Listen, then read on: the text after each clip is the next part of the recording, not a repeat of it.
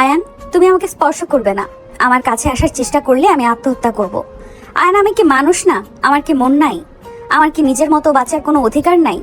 কেন সবাই টাকার খেলায় আমাকে ব্যবহার করছে? ভাবি, শান্ত হন। আমি বুঝতে পারছি আপনার মনের উপর দিয়ে কি যাচ্ছে। কি শান্ত হব আমি? টাকা আমাকে শেষ করে দিচ্ছে। আমার বাবা মা টাকার নেশায় এখানে বিয়ে দিল। জীবনে তো স্বামীর ভালোবাসা পেলাম না, প্রতিদিন অবহেলা পেয়ে গেছি। আর সেই মারা গেছে, এখন আবার তোমার গলায় ঝুলিয়ে দিল। কেন এমন কেন? আমার কথার কি কোনো মূল্য নেই কারো কাছে? আমি কি চাই সেটাই শোনার কি কারো সময় নাই? আমার উপরে আর কত জুলুম করবে তোমরা? নদী কথাগুলো বলে কান্নায় ভেঙে পড়ল। আয়ান নদীর দিকে তাকিয়ে থেকে বলল, ভাবি, আমি ভাইয়ার মতো আপনার উপরে জোর করব? বাহ, আপনার গায়ে হাত তোলা আপনার ইচ্ছের বিরুদ্ধে কিছু করব? আমি আপনাকে বোনের চোখে দেখেছি, বাট আম্মু আমাকে এভাবে মিথ্যা বলে নিয়ে এসে এভাবে ব্ল্যাকমেইল করে বিয়ে করাবে আমি কখনোই ভাবতে পারি নাই। সব পুরুষ এক, আমাকে মিথ্যে সান্ত্বনা দিবে না। তোমার ভাইও বলেছিল আমার ইচ্ছের বিরুদ্ধে কিছু করবে না, আমার সব ইচ্ছে পূরণ করবে।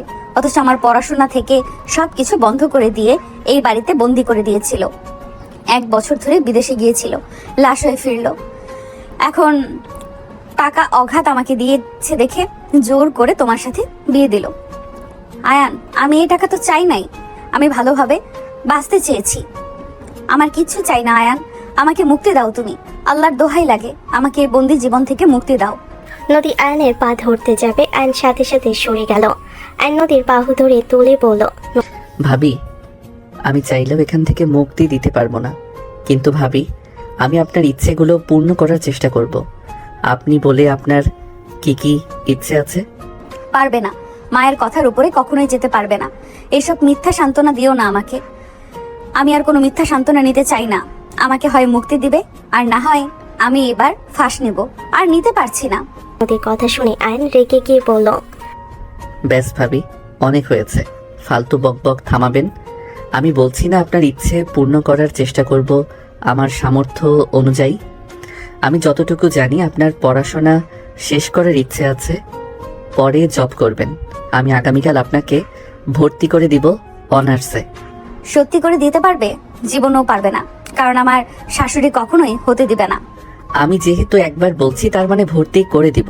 আপনি ভালো করে জানেন আমি এক কথার মানুষ। ওকে, দেখা যাবে। যান, ঘুমান। আমি বাহিরে যাব। এত রাতে বাহিরে কই যাবে? ব্রিজে যাব। ও আমাকে নিয়ে যাবে। আমার না রাতের শহরটা দেখার অনেক শখ। ওকে, বোরকা পরে রেডি হয়ে নেন। নদী চোখ মুছে তাড়াতাড়ি করে রেডি হয়ে নিল। আয়ন বাইকের চাবি নিয়ে বসার ঘরে যেতেই আয়নের পিছনে নদীকে দেখে আয়নের আম্মু বলল, কি ব্যাপার, দুইজন এত রাতে কোথায় যাস?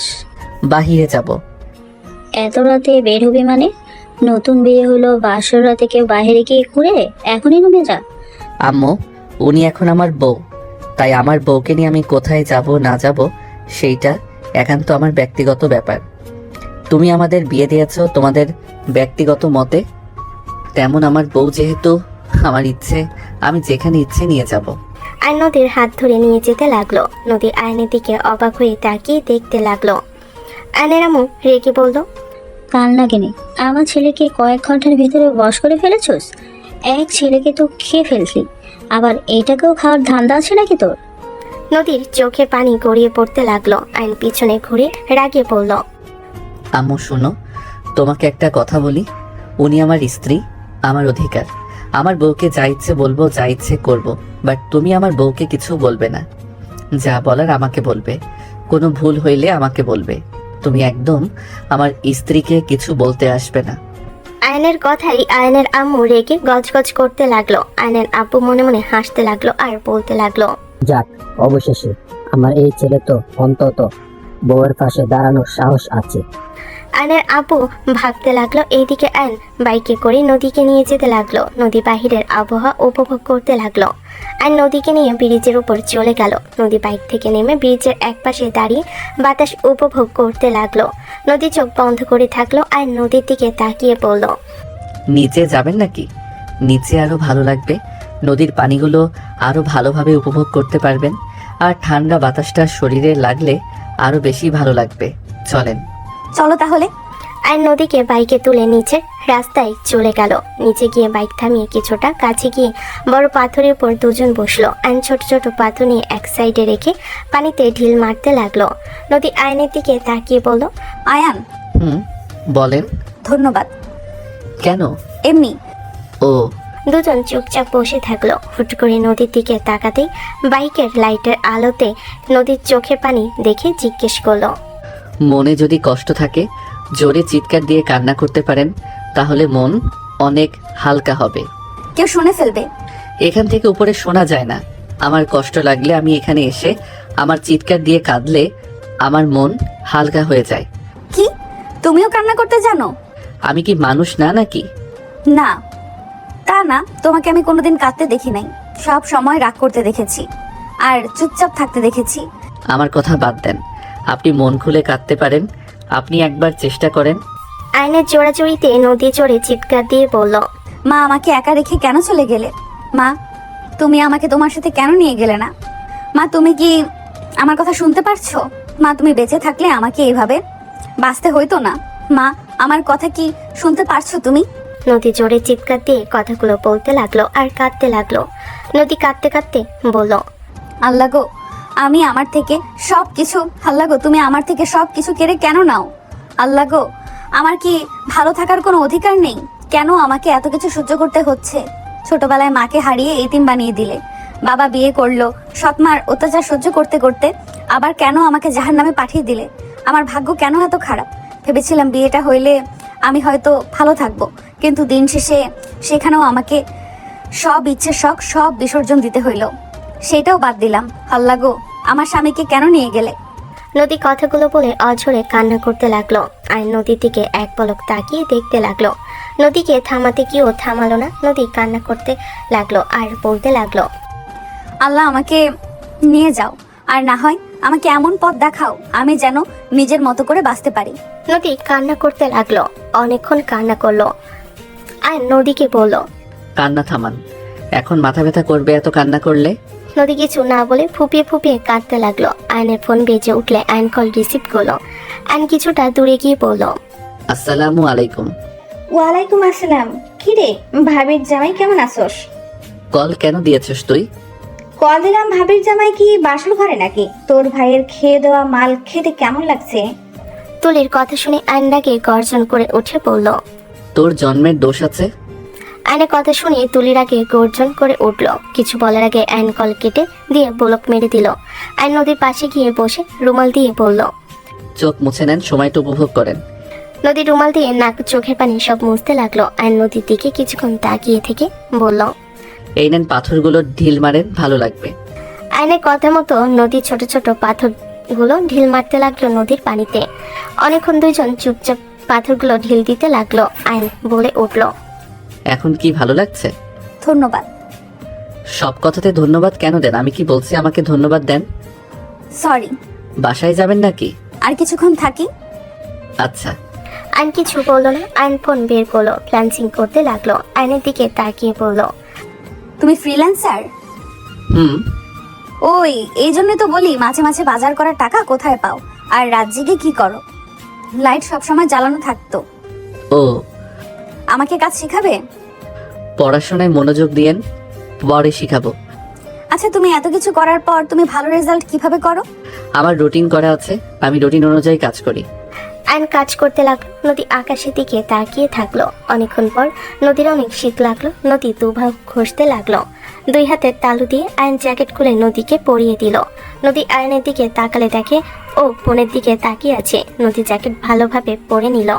আয়নের কাজ শেষ হইলে চলেন বাসায় যাই, অনেক রাত হয়ে গেছে, 3টা বাজে কিন্তু। আমারও ঘুম পাচ্ছে, চলো। আয়ন ফোন পকেটে রেখে নদীকে নিয়ে বাইকে করে ওইখান থেকে বের হয়ে গেল। নদীর ঘুম পেল। আয়নের পিঠের উপরে মাথা রেখে দিল।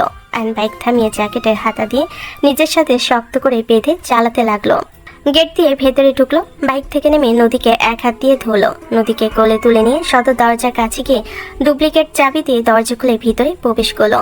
আর নদীকে নিয়ে গিয়ে রুমে শুইয়ে দিল। কাঁথা গায়ে দিয়ে রুম থেকে বের হয়ে বাইকটা গ্যারেজে রেখে ভিতরে গিয়ে দরজা লাগিয়ে দিয়ে রুমে চলে গেল।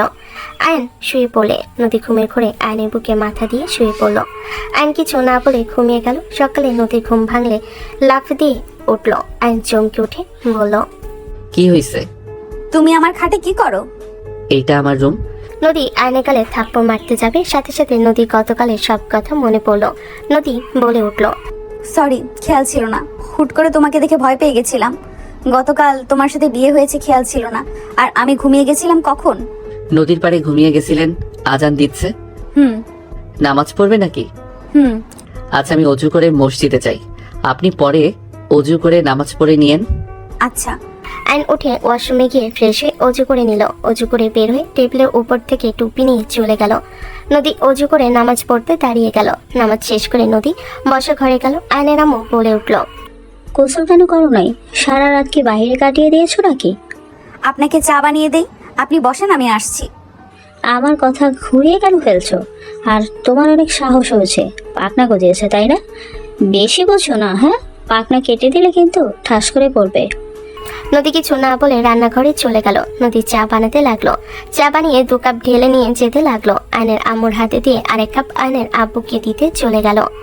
ঘরের সামনে গিয়ে বলল, আব্বু আসবো? হ্যাঁ মা, আসো। নদী ভিতরে প্রবেশ করে আয়নের আব্বুর হাতে চায়ের কাপ দিল। আয়নের আব্বু বলে উঠল, আজ তো আয়ান তোমাকে নিয়ে ভার্সিটিতে যাবে। কই? হ্যাঁ, আজকে নিয়ে যাবে তোমাকে ভর্তি করাতে। আমি শুধু ভাবছি তোমার শাশুড়ি কেমন ভাবে নিবে।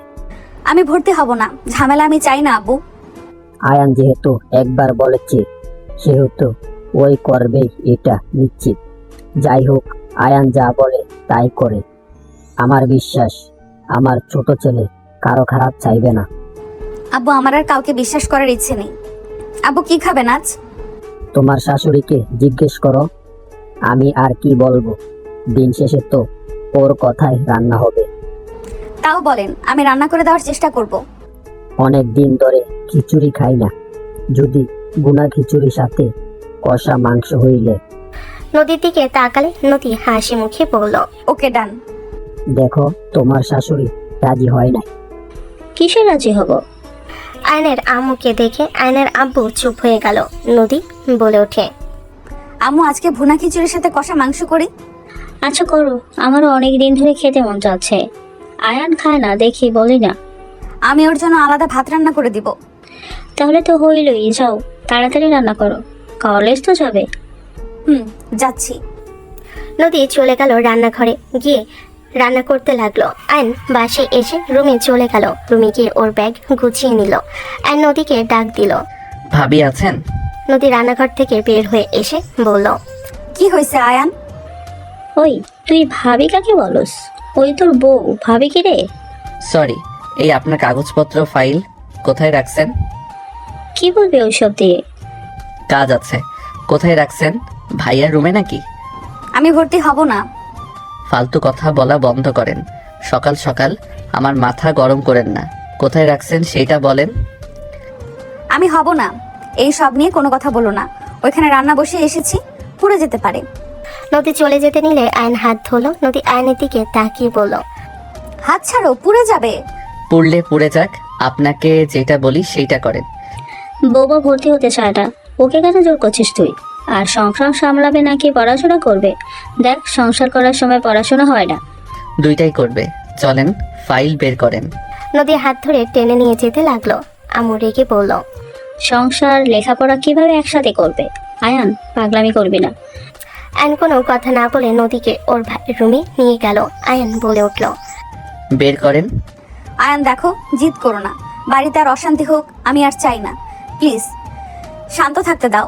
এমনিতে অশান্তি হবে, এইটা কখনোই কমবে না। আগে ও যেমন এখনো তেমন হবে, তাই কথা কম বলেন। ফাইল দেন, আমার রাগ তুলেন না। আমি 3 পর্যন্ত গুনবো। আয়ন গুনতে গেলে নদী ফাইল বের করে দিল। আয়ন ফাইল নিয়ে নিজের রুমে চলে গেল। নদী রান্নাঘরে দৌড়ে গেল। আয়নের আম্মু বলল, ওই যদি বলো, তুমি কিন্তু ভর্তি হবে না। পড়াশোনা কখন করবে, ভার্সিটিতে কখন যাবে, আর বাড়ির কাজ করবে কখন? সবাইকে কি তুমি না খেয়ে রাখতে চাও নাকি? নদী কিছু বললো না, রান্না করতে লাগলো। আয়ন সব ফাইল ঠিক করে নিল। 9টার দিকে খাবার খেয়ে আয়ন বলে উঠল, রেডি হয়ে নেন, যান। আয়ান, যেতে বলছি যান। আমার এক কথা বারবার বলতে হচ্ছে কিন্তু। নদী আয়নের আব্বু আম্মুর দিকে তাকালো। আয়নের আব্বুর চোখ দিয়ে যেন আগুনের গোলা এসে ওকে শেষ করে দিবে। আয়নের আব্বু যেতে ইশারা করে দিল। নদী উঠে চলে গেল। নদী রেডি হয়ে নিল, আয়ন রেডি হয়ে নিল। দুজন রেডি হয়ে বের হয়ে গেল। দুজন ভার্সিটির ভিতরে চলে গেল। ভার্সিটি আর কলেজ একসাথে হওয়ায় আয়নের বন্ধুরা আয়নের কাছে আসলো। একজন আয়নকে জড়িয়ে ধরতে গেলে আয়ন হাত দিয়ে সরিয়ে দিয়ে বলল, দূর থেকে কথা বল। এতদিন পর আসলাম আর তুই আমাকে এভাবে সরিয়ে দিচ্ছিস? হ্যাঁ দিচ্ছি। মেয়ে মানুষ দূরে থাক, যা কথা দূর থেকে বল। দোস্ত এম এ কে রে? যেই হোক, আজ থেকে তোরা ওনাকে দেখে রাখবি। কোনো বিপদ হইলে আমাকে জানাবি। আমি না আসলেও তোরা ওনার পাশে থাকবি। ওকে, মনে হচ্ছে আমাদের ভাবি লাগে। সামনে থেকে সর। আয়ন নদীকে নিয়ে যেতে লাগলো। নদী আয়নের দিকে তাকিয়ে বলল, ওরা তোমার ফ্রেন্ড। হুম। তুমি কি সবার সামনে এভাবে থাকো? সব সময় এত কঠোর হয়ে থাকো কেন? আমি এমনই। ও, আয়ন নদীকে নিয়ে সোজা প্রিন্সিপাল রুমে গেল। আয়ন অনুমতি নিয়ে ঢুকলো। প্রিন্সিপাল হাসি মুখে বলল, তোমার ওয়াইফ। আসসালামু আলাইকুম স্যার। নদী সালাম নিল। আয়ন বলে উঠল। জি স্যার। আয়ন কথাবার্তা বলে কাগজপত্র সব দিয়ে টাকা দিয়ে ভর্তি করে দিল। প্রিন্সিপাল বলে উঠল, আজ থেকে ক্লাস করতে পারে। ক্লাস করবেন নাকি আগামীকাল থেকে? জি করব। ওকে, চলেন। আয়ন নদীকে নিয়ে চলে গেল। ক্লাসের সামনে গেলে কিছু মেয়েরা আয়নকে বলে উঠল, হাই হ্যান্ডসাম, কেমন আছো? ভালো। রূপা আপু, ওই আমার পরিচিত, আপনার সাথে রাখেন। আর কিছু না বুঝলে বুঝিয়ে দিয়েন। কি হয় তোর? হাই, আমি রূপা। আসসালামু আলাইকুম, আমি নদী। ওয়ালাইকুম আসসালাম, অনেক সুন্দর নাম। আপু, তোমরা তাহলে পরিচিত হয়ে নাও, আমি আমার ক্লাসে গেলাম। আচ্ছা যা। আপু, সাথে থাকেন। কোনো সমস্যা হইলে আপুকে বলেন। ওই বিল্ডিংয়ের 2 তলায় 1 নাম্বার রুমে আমার ক্লাস। ওকে। আয়ন চলে গেল। আয়ন চলে গেলে রূপা বলে উঠল, কি হও আয়নে? ওকে জিজ্ঞেস করেন। আপু হবে? আসো আমার সাথে বসো। নদী রূপার সাথে বসলে সবাই এক এক করে পরিচিত হতে লাগলো। অ্যান্ড ক্লাস করতে লাগলো। টিফিনের সময় দিলে সবাই মিলে মাঠে বসে থেকে আইসক্রিম কিনে বন্ধুদের সাথে গাছের নিচে বসে খেতে লাগলো। নদী রূপা আসলে আয়ন বলে উঠল। নদী মাথা নেড়ে হ্যাঁ সূচক দিল। আয়ন উঠে গিয়ে 2টা আইসক্রিম নিয়ে আসলো। একটা নদীকে দিল, আরেকটা রূপাকে। রূপা বলে উঠল, কি খাবেন? আইসক্রিম খাবেন নাকি? আমি নিয়ে এসে দিব। তুলির কথা শুনে সবে পিছনে তাকালো। তুলি এসে রাইসাকে জড়িয়ে ধরলো। আয়ন রেগে হাত মুঠো করে নিল। তুলি বলে ওঠে, বাহ, কতদিন পর ফ্রিতে আইসক্রিম। বাব্বা, মনে হচ্ছে তোমাকে কখনো খাওয়ানো হয় নাই। হাই সেকেন্ড হ্যান্ড জামাই। এই সেকেন্ড হ্যান্ড জামাই, কি অবস্থা? বাসর ঘর কেমন মজা হইল? তুলি কথা শুনে সবাই অবাক হয়ে গেল। নদী ঘৃণা লাগলো। কথাগুলো আইন সজোরে থাপ্পড় মেরে দিয়ে বলল, মাইন্ড ইওর ল্যাঙ্গুয়েজ। তোর এত বড় সাহস, আমাকে এত মানুষের মাঝে থাপ্পড় মারলি? তুলি, এসব কি হচ্ছে? ওর সাথে ঝামেলা কেন করছিস? আর আয়ানকে এসব কি বলছিস? আরে কি বলবো, শোন, গতকাল ওর ভাবিকে ও বিয়ে করেছে। ওর জন্ম হয়েছে সেকেন্ড হ্যান্ড মাল খাওয়া। ওর ভাইয়ের ইউজ করা জিনিস ও খাচ্ছে। আইন রেগে গলা চেপে ধরেই বলল, বাজে কথা বল। তোর কত গলার পাওয়ার বল এখন। সবাই আইনকে টেনে সরানোর চেষ্টা করতে লাগলো। তুলি জিব্বা বের হয়ে যেতে নিলে নদী বলল, আয়ান ছাড়ো, মেয়েটা মরে যাবে। সবাই টেনে নিয়ে আসলে তুলি জোরে জোরে কাশতে লাগলো। তুলি বলল, উচিত কথা বললে দোষ। খারাপ মহিলা। আমি যদি আমার ভাবিকে বিয়েও করে থাকি, তা উনি একজন পবিত্র নারী আছে।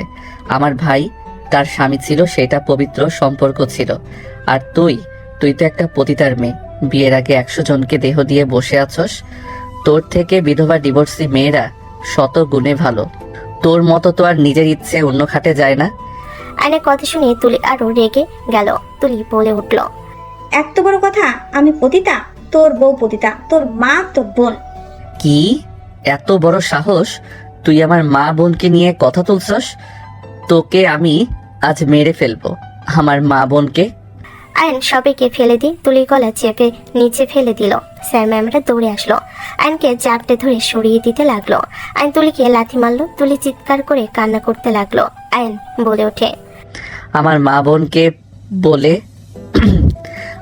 বোনকে বলে পতিতা। তোর পেটে পাড়া মেরে আমি নাড়ি ভুড়ি বের করে ফেলবো। আমার মা বোনের কথা যদি মুখে নিয়ে আসস, আমি তোকে খুন করব। আর আমার বউয়ের নখের যোগ্য না তুই। আবার আসছস আমার বউকে নিয়ে কথা বলতে। আয়ান শান্ত হও, এই রাইসা ওকে নিয়ে চলে যাও। ম্যামেরা তুলিকে নিয়ে চলে গেল, আয়নকে নিয়ে প্রিন্সিপালের কাছে নিয়ে গেল। আয়নকে দেখে বলল, আয়ান এমন কেন করলে? ওই মেয়েটা তো তোমার রেস্টুরেন্ট ছিল, তুমি এমন করে ঠিক করো নাই। ওর বাবা জানলে তোমার ক্ষতি করবে। ওর ফ্যামিলিকে আমি ভয় পাই না, আর আমার মা বোন, আমার স্ত্রীকে নিয়ে কেউ কিছু বললে আমি তাকে খুন করব। নদী আয়নের পাশে দাঁড়িয়ে কথাগুলো শুনতে লাগলো। কিছুক্ষণ পর রাকিব দৌড়ে এসে বলল, আয়ান, তুলির ভাই আব্বু এসেছে তোকে মারতে। আয়ান চলো আমার সাথে এখান থেকে।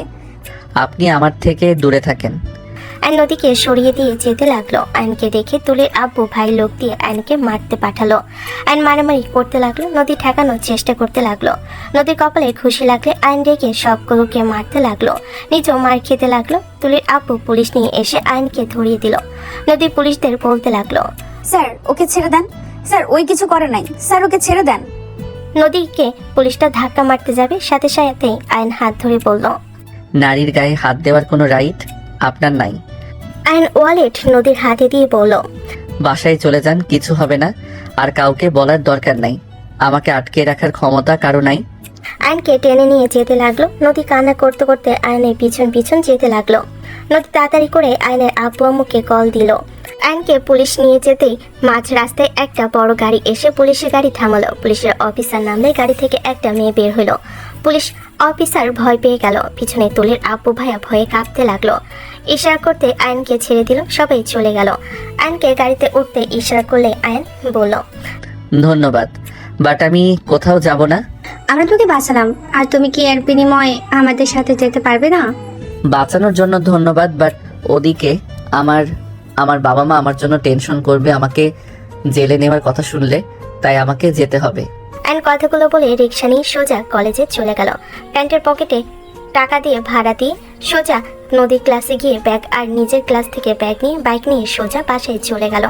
নদী গেটের সামনে নামতে আয়নকে দেখে অবাক হয়ে গেল। আয়ন বাইক থেকে নেমে বলল, কিছু হয় নাই, এই নেন আপনার ব্যাগ। তুমি ছাড়া কিভাবে পেলে? আমার দোষ তেমন নাই তাই, আর বাহিরে যা হয়েছে আপনি স্বপ্ন ভেবে ভুলে যান। আয়ন কথাগুলো বলে বাসায় ভিতরে চলে গেল। আয়ন আস্তে আস্তে রুমে চলে গেল। নদীকে দেখে আয়নের আম্মু বলল, এত তাড়াতাড়ি আসেন মহারানী তাহলে? আম্মু, নদী কিছু বলার আগে আয়ন জোরে ডাক দিল। নদী রুমে চলে গেল। আয়ন আস্তে আস্তে বলল, বলতে না করলাম, কানে শুনেন না নাকি? তুমি কিভাবে ছাড়া পেলে আমার মাথায় ঢুকছে না। ওনারা তো পাওয়ারফুল, ওনাদের মেয়েকে মেরেছো আর ওনারা তোমাকে ছেড়ে দিবে? এমন মহান মানুষ ওনারা না। চুপ করেন, আমার ব্যাপারে আপনাকে নাক গলাতে হবে না। এইদিকে আসেন, কপালে ব্যথা পেয়েছেন দেখছি। নদী কিছু বলার আগে আয়ন হাত ধরে টান দিয়ে বসিয়ে দিয়ে আয়ন মিনি ফ্রিজ থেকে বরফ নিয়ে এসে নদীর কপালে ধরতে লাগলো। নদী বলে উঠল, তোমাকে ওরা কিভাবে মারলো? তোমার দরকার এইটা, আমার দরকার নাই। আমি ছেলে মানুষ, এইসব আমার কিছু না। আপনি মেয়ে মানুষ, আমার বউ, সেখানে আমার বেশি ব্যথা লাগছে। আমাকে মেরে ফেললেও আমার কষ্ট হইতো না। আমি তোমাকে আমার কাছে আসতে দিলাম না, সেখানে তুমি আমার প্রতি এত ভালোবাসা।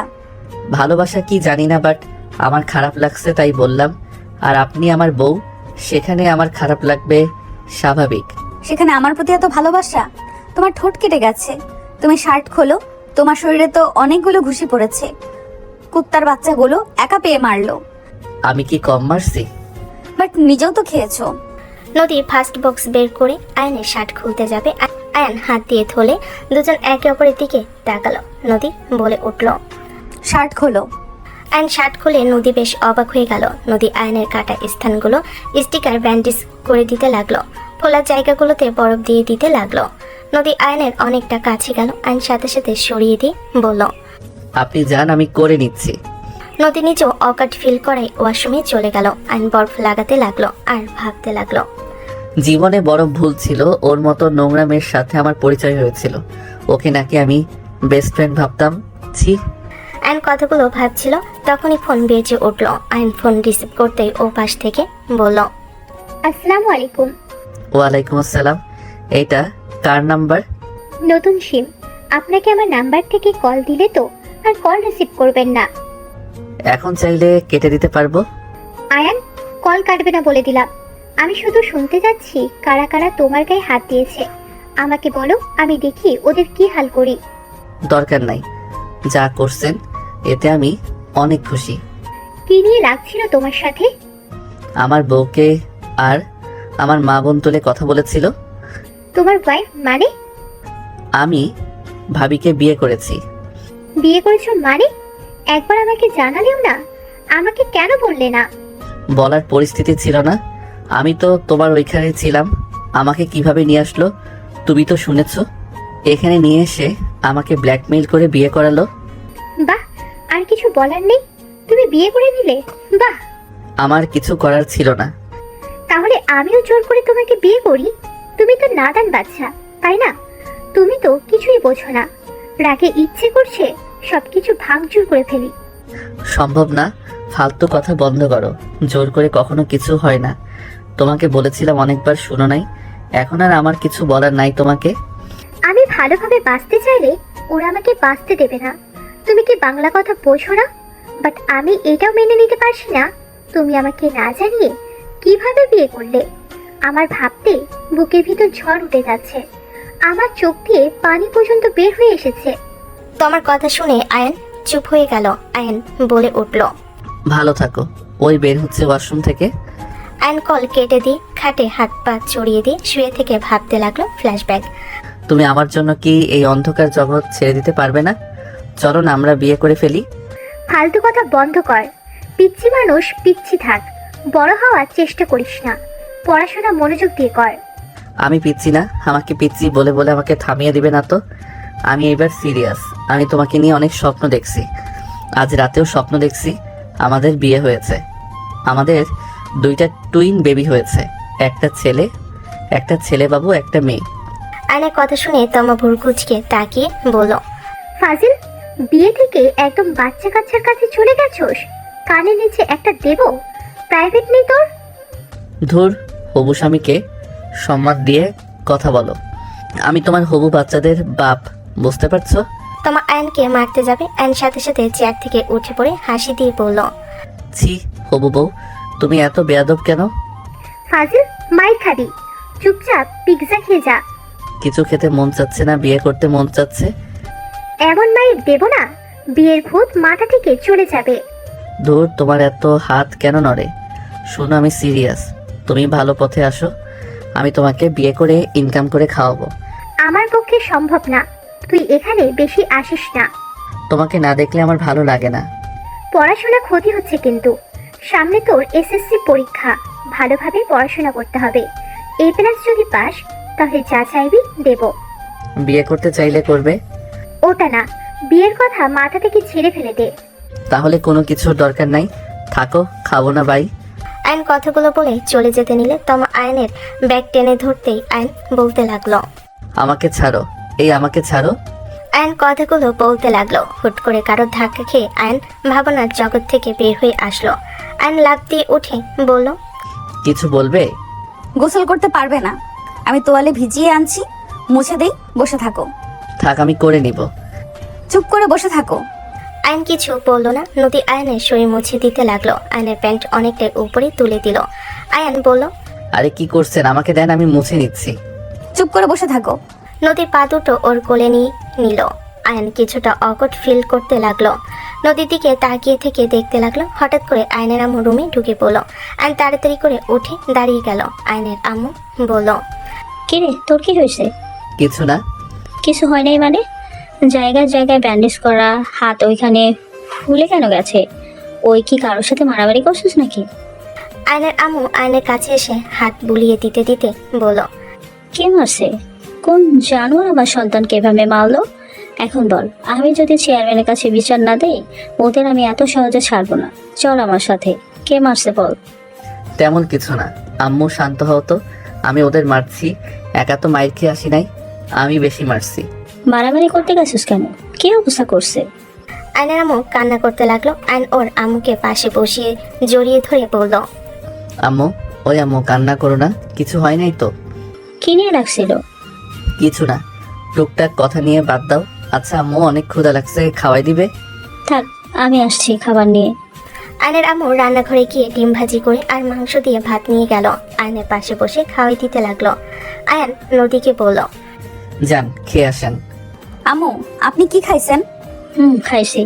নদী চলে গেল। আয়নোর আম্মুর হাতে খেতে লাগলো। খাওয়া শেষ হলে আয়ন কম্পিউটারের সামনে গিয়ে কাজ করতে লাগলো। আয়নের ফোন বাজতে লাগলো। আয়ন ফোনটা রিসিভ করতে ময়না বলল, আয়না, মেয়ে অনেক কান্না করছে, ভাঙচুর করতেছে, তুমি একবার ওখানে আসতে পারবে? করতে থাক, আস্তে আস্তে শান্ত হয়ে যাবে। আয়ান, আজকের কথাটা একটু ভিন্ন রকম হয়ে গেল না?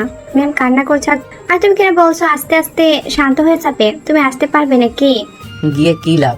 আমি বিয়ে করছি, এখন আপনার ম্যাম ভালো থাকবে। বিয়ে করার কথা শুনে নাই?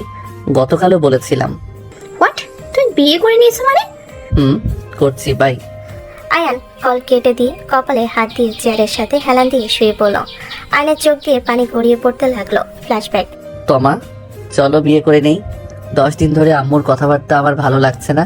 ভাবি যেদিন থেকে 50 লাখ টাকা পেয়েছে সেদিন থেকে কথাবার্তা, চলো বিয়ে করে নেই। যেমন? মাঝে মাঝে এসে বলে তোর ভাবিকে কেমন লাগে, এইটা ওইটা জিজ্ঞেস করে। ব্যাপারটা সন্দেহজনক। থামো তো, তোমরা খালি সন্দেহ করো। ওসব বাদ দাও, এই নাও খেয়ে নাও। খাবো না, ভালো লাগছে না। প্লিজ চলো না বিয়ে করে নেই। আমার তোমাকে ছাড়া ভালো লাগে না কেন বোঝো না? 3 বছর হয়ে গেল, তাও কি তোমার আমার প্রতি মনে ভালোবাসা জন্ম নেয় নাই নাকি? ইমোশনাল কথা বলবে না। তুমি বুঝতে পারছো না, আমি তোমার সিনিয়র, সাথে তোমার দুনিয়া আর আমার দুনিয়ার ভিতরে অনেক পার্থক্য।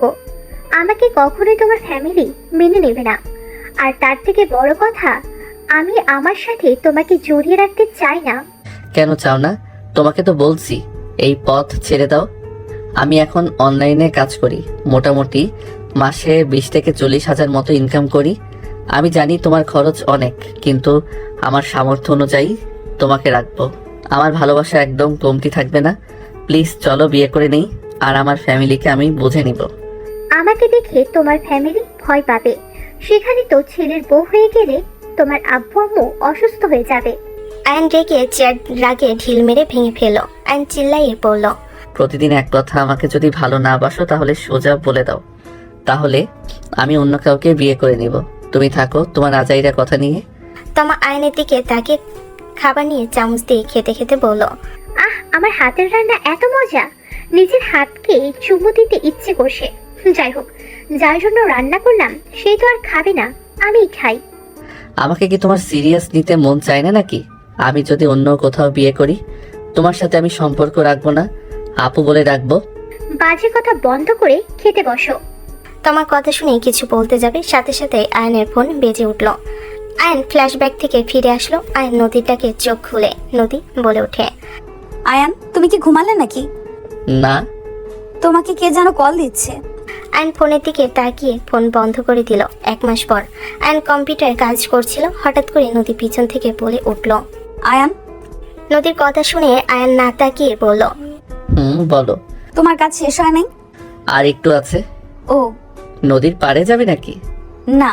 তাহলে কি বলবে বলো, টাকা লাগবে নাকি? না। আয়ন চেয়ার ঘুরিয়ে নদীর দিকে তাকিয়ে বলল, তাহলে কি বলবে বলো?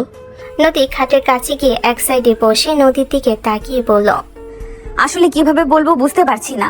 কি বলবে বলো, এত আমতা আমতা করো না, আমার কাজ আছে। থাক, বলবো না, কাজ করো। নদী কথাগুলো বলে চলে গেল। আয়ন পাত্তা না দিয়ে নিজের কাজ করতে লাগলো।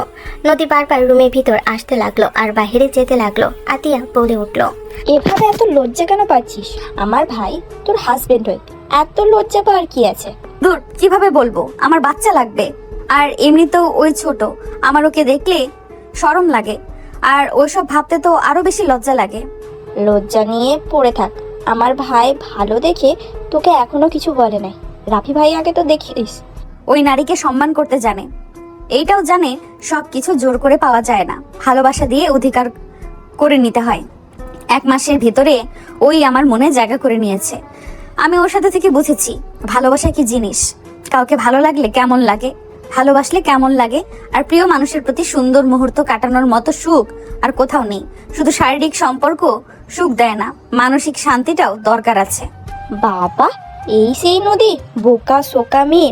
ও মা গো, আমার ভাই 1 মাস পাকিয়ে দিয়েছে। আতিয়া হাসতে লাগলো। নদী লজ্জায় আতিয়াকে মারতে লাগলো। হঠাৎ করে কলিং বেল বেজে উঠলো। আতিয়া উঠতে যাবে, নদী বলল, তুই থাক, আমি দেখে আসছি। আম্মু হয়তো এসেছে, তোকে দেখলে রেগে যাবে, বলবে তার মেয়েকে দিয়ে কাজ করাচ্ছি। নদী উঠে দরজা খুলে দিতেই থমকে গেল। নদী জোরে চিৎকার দিলে আয়ন দৌড়ে রুম থেকে বের হয়ে বলল। নদী কি হয়েছে? আয়ন দরজার দিকে তাকাতে দেখে ওর ভাইয়া রাফি নদীকে জড়িয়ে ধরে আছে। আয়ান থমকে গেল। আতিয়া রাফিকে জড়িয়ে ধরল। আয়নের আম্মু বাসার ভিতরে ঢুকতে রাফিকে দেখে থমকে গেল। আয়নের আম্মু কান্না করতে করতে রাফিকে জড়িয়ে ধরে সারা মুখে চুমু দিতে লাগলো। রাফিকে বলতে লাগলো, বাবা তুই বেঁচে আছোস? তুই বেঁচে থাকলে ওই লাশটা কার ছিল?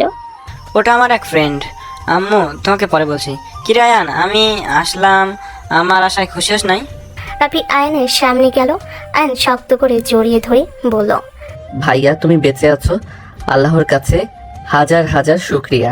হ্যাঁ বেঁচে আছি, কান্না করিস না, এখন তো আমি ফিরে এসেছি। হ্যাঁ।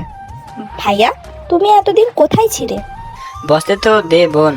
রাফিকে বসতে দিল। আয়নের আম্মু রাফির পাশে বসে পড়ল। আতিয়াও বসলো। নদীও দুই পাশে বসে থাকলো। নদী আয়ন দুই পাশে বসে থাকলো। আয়নের আম্মু বলল, তাহলে আমরা কার লাশ মাটি দিলাম? ওটা আমার এক ফ্রেন্ডের লাশ, ওই আমার জায়গায় কাজ করছিল। আমার নাম আর ওর নাম সেম ছিল, দেখতে কিছুটা আমার মতো ছিল। আমি অন্য জায়গায় চলে গিয়েছিলাম, ওইখানে গিয়ে ঝামেলায় পড়ে গিয়েছিলাম, আমার জেল হয়ে গেছিল, তাই তোমাদের সাথে আমি কোনো যোগাযোগ করতে পারি নাই। আমার এক ফ্রেন্ডের কারণে আমি নিজের দেশে আসতে পারছি। যাক বাবা, তুই বেঁচে আছোস, এইটাই অনেক। দেশে থাকবি আর আমার কোনো সন্তানকে দেশের বাইরে পাঠাবো না। তোর আব্বুর সাথে ব্যবসা সামলাবি। হ্যাঁ মা, আর যাব না। যে সন্তানটা মারা গেল ওর ফ্যামিলিকে জানানো দরকার। ওর আম্মু ছাড়া কেউ ছিল না। ওর আম্মুর কাছে গেছিলাম, পরে দেখি উনি মারা গেছে, ওর আর কেউ নাই। বৌমা টাকা পেয়েছো? আমার অ্যাকাউন্ট দিয়ে দিও, ওইগুলো আমার টাকা। ওইগুলো মৃত মানুষের টাকা, যে মারা গেছে তাকে তো কিছু দেওয়া উচিত। ওর কেউ নাই তো কিভাবে দেব? এই তুই চুপ করতো। বাবা তুই ফেরে শুয়ে আয়, আমি খাবার দেই। নদী রুমে আসো। আয়ন কিছু বলার আগে আয়নের আম্মু চুপ থাকতে ইশারা করলো। নদীর দিকে তাকিয়ে ইশারা করলো। আয়নের দিকে তাকালে আয়ন রাগে রুমে চলে গেল। নদী যেতে না চাইলো আয়নের আম্মুর ভয়ে চলে গেল। রুমে গেলে রাফি নদীকে জড়িয়ে ধরতে যাবে, সাথে সাথে নদী বলে উঠল, আপনি হাত মুখ ধুয়ে আসেন, আমি আপনার জন্য খাবার নিয়ে আসছি। আমি এত বছর পর আসলাম আর তুমি আমাকে হাঁক পর্যন্ত করতে দিলে না। অনেক দূর থেকে এসেছেন, আপনাকে ক্লান্ত লাগছে, আপনি ফ্রেশ হয়ে আসেন, আমি রান্নাঘরে যাই। রাফি ধরার আগে রুম থেকে বের হয়ে গেল। আতিয়া বলল, রান্নাঘরে যাব খাবার আনতে। তোর ছোট ভাই কই গেল? রুমে গেছে, সাথে আম্মুও গেল। নদী রান্নাঘরে গেল। এইদিকে আয়নের আম্মু বলল, দেখ আয়ান, রাফি 1 বছর পর ফিরে এসেছে, দয়া করে এখন কিছু বলিস না।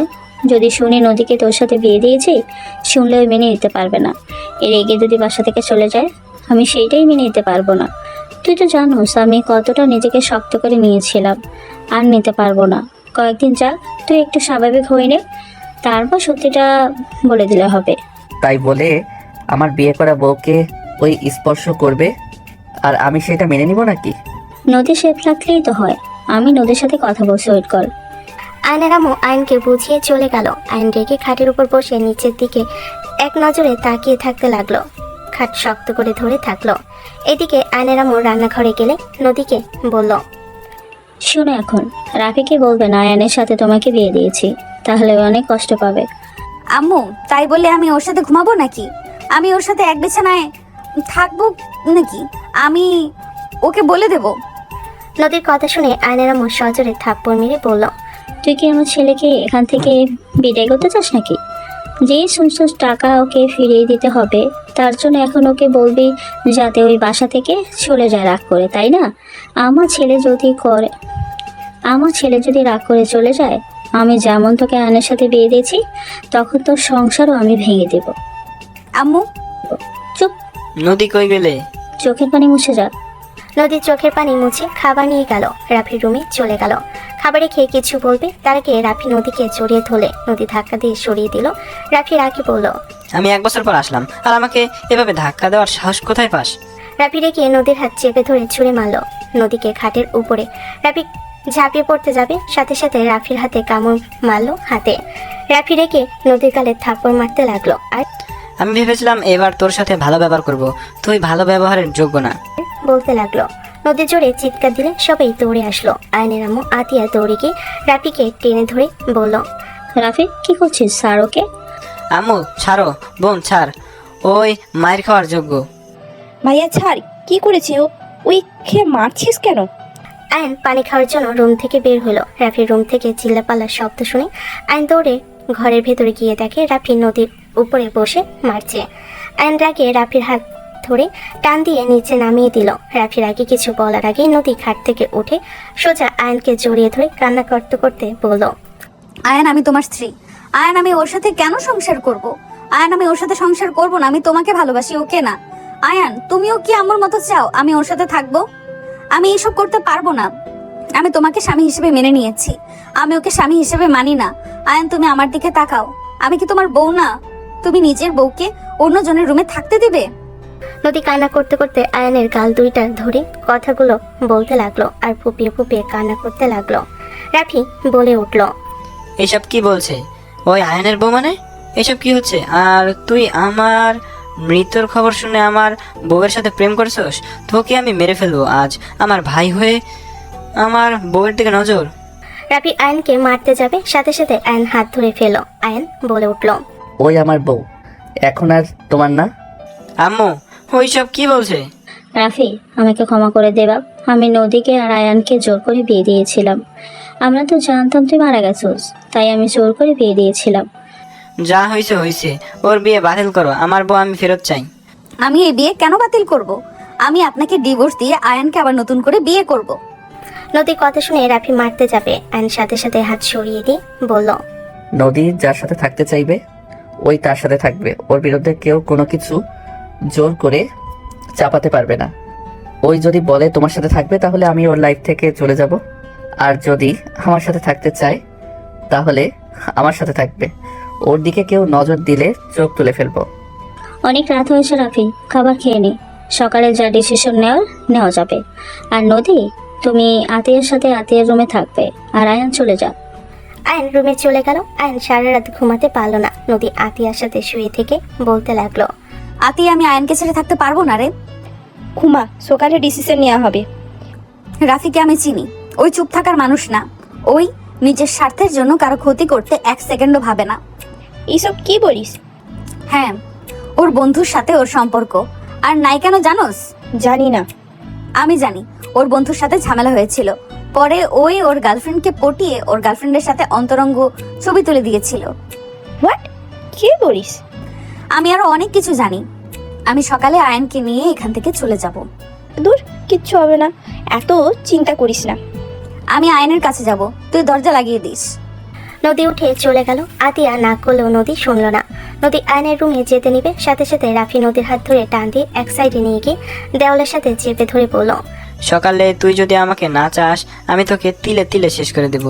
তুই ভালো করে জানোস আমি কারো পেছনে লাগলে তার কি অবস্থা করি। আমার নিজের ভাই হয়েছে বলে আমি তার কিছু করব না, সেটা ভাবলে জীবনে বড় ভুল করবি। আমার নিজের সন্তানকে আমি ফেলে দিয়েছি, আর সেখানে তো আমার ভাই। ওর কোনো ক্ষতি করবেন না, আমি আপনাকে বেছে নিব। গুড, কথা দ্বিমত করিস না। রাফি কথাগুলো বলে চলে গেল। নদী আয়নের রুমে গেল। আয়নকে ঘুমাতে দেখে নদী আয়নের মাথার কাছে বসে আস্তে আস্তে বলতে লাগলো, আয়ান আমি তোমাকে ভালোবাসি। আয়ান আমি সকালে তোমাকে চাইতে পারবো না। আমি যদি তোমাকে চাই তাহলে ওই তোমাকে মেরে ফেলবে। ওই মানুষ রূপে জানো, আর আয়ান ওই নিজের সন্তানকেও মেরে ফেলেছিল। ওই অনেক খারাপ আয়ান, তুমি আমাকে ক্ষমা করে দিও। আমি তোমার সাথে আর সংসার করতে পারবো না। আমি তোমাকে আমার কাছে টেনে নেওয়ার আগেই আমি তোমাকে হারিয়ে ফেলতে যাচ্ছি। নদী কথাগুলো বলে কান্না করতে লাগলো। নীরবে আয়নের কপালে চুমু দিয়ে চলে গেল। আয়নের দরজা আস্তে আস্তে করে চাপা দিয়ে আতিয়ার রুমে চলে গেল। আতিয়া নদীকে কান্না করতে দেখে জিজ্ঞেস করলো, কি ব্যাপার, কান্না কেন করছিস? রাফি আমাকে হুমকি দিয়েছে, আমি যদি ওকে বেছে না নিই তাহলে ওই আয়নের ক্ষতি করবে। আমি বেঁচে থাকতে আয়নের কিছু হবে এটা আমি মেনে নিতে পারবো না। ও হুদাই হুমকি দিয়েছে। ভাই হয়ে ভাইয়ের ক্ষতি কখনোই করবে না। ওই মানুষ রূপে জানোয়ার, আমি ওকে খুব ভালো করে জানি। ওই নিজের স্বার্থের জন্য সব করতে পারে। কান্না করিস না তো, কিচ্ছু হবে না, ঘুমা, আয়। নদী আতিয়ার পাশে বসে কান্না করতে লাগলো। ভোর 4টায় নদী পালানোর চিন্তা করলো। নদী আয়নের রুমে একটা চিঠি দিয়ে ব্যাগ নিয়ে চলে গেল। আয়নের ঘুম ভাঙলে ফোনে হাত দিতে চিরকুট পেল। আয়ন উঠে বসে চিরকুট পড়তে লাগলো। ডিয়ার আয়ান, প্রথমে আমি তোমাকে বলতে চাই আমি তোমাকে অনেক ভালোবাসি। সকাল হইলে আমি চাইলেও বলতে পারবো না তোমার সাথে থাকার কথা। আমার পক্ষে সম্ভব না তোমাকে বাদে অন্য কাউকে স্বামী হিসেবে মেনে নেওয়া। আমি না তোমার হব আর না রাফির। আমি বাসা থেকে চলে যাচ্ছি, ভালো থেকো। আমাকে খুঁজো না, তুমি যখন পাবে তখন হয়তো আমি অনেক দূরে চলে এসেছি। আয়নের চোখ দিয়ে পানি গড়িয়ে পড়তে লাগলো। আয়ন ঘড়ি দেখে দৌড়ে রুম থেকে বের হয়ে গেল, নদীকে খুঁজতে বের হয়ে গেল। আয়ন স্টেশনে গিয়ে খোঁজার চেষ্টা করতে লাগলো। বাস স্টেশন থেকে শুরু করে সব জায়গায় খুঁজতে লাগলো। আয়ন কোথাও পেল না। আয়ন বাসায় আসলে রাফি আয়নের কলার ধরেই বলল, তুই নদীকে নিয়ে কোথায় গেছিলি? নদী কোথায়? রাফি ওকে ছাড়। আয়ান কি হয়েছে, তোকে এমন দেখাচ্ছে কেন? আয়ান তুই কি কান্নাকানি করছিস? আম্মু, নদী বাড়ি থেকে চলে গেছে। আমি ওকে সব জায়গায় খুঁজেছি, কোথাও পাই নাই। আয়ন কথাগুলো বলে হাঁটু গেড়ে বসে পড়ল। রাফি বলে উঠল, মিথ্যা কথা, ওর অত সাহস হবে না। তুই কোথাও লুকিয়েছিস? আয়ান ঠিক বলেছে, আমার ফোনের নিচে এই চিরকুটটা পেলাম। রাফির সাথে সাথে টান দিয়ে নিয়ে পড়তে লাগলো। আতিয়া ধন্যবাদ, তোর মতো একটা বেস্ট ফ্রেন্ড আর বোন হিসেবে পেয়ে আমি ধন্য। বোন আয়নকে দেখে রাখিস, ওকে ভালো একটা মেয়ে দেখে বিয়ে করাস। আমি চলে যাচ্ছি, আর কখনো ফিরবো না। আমাকে ক্ষমা করে দিতে বলিস, আমি কাউকে কিছু না বলে চলে যাচ্ছি। ভালো থাকিস বোন। রাফি রেগে চিরকুট ছিঁড়ে ফেলো। রাফি রাগে বলল, ওর এত বড় সাহস হয়েছে, কাউকে কিছু না বলে বের হয়ে গেল। 4 বছর পর। আমি কোথায়? আপনারা কারা?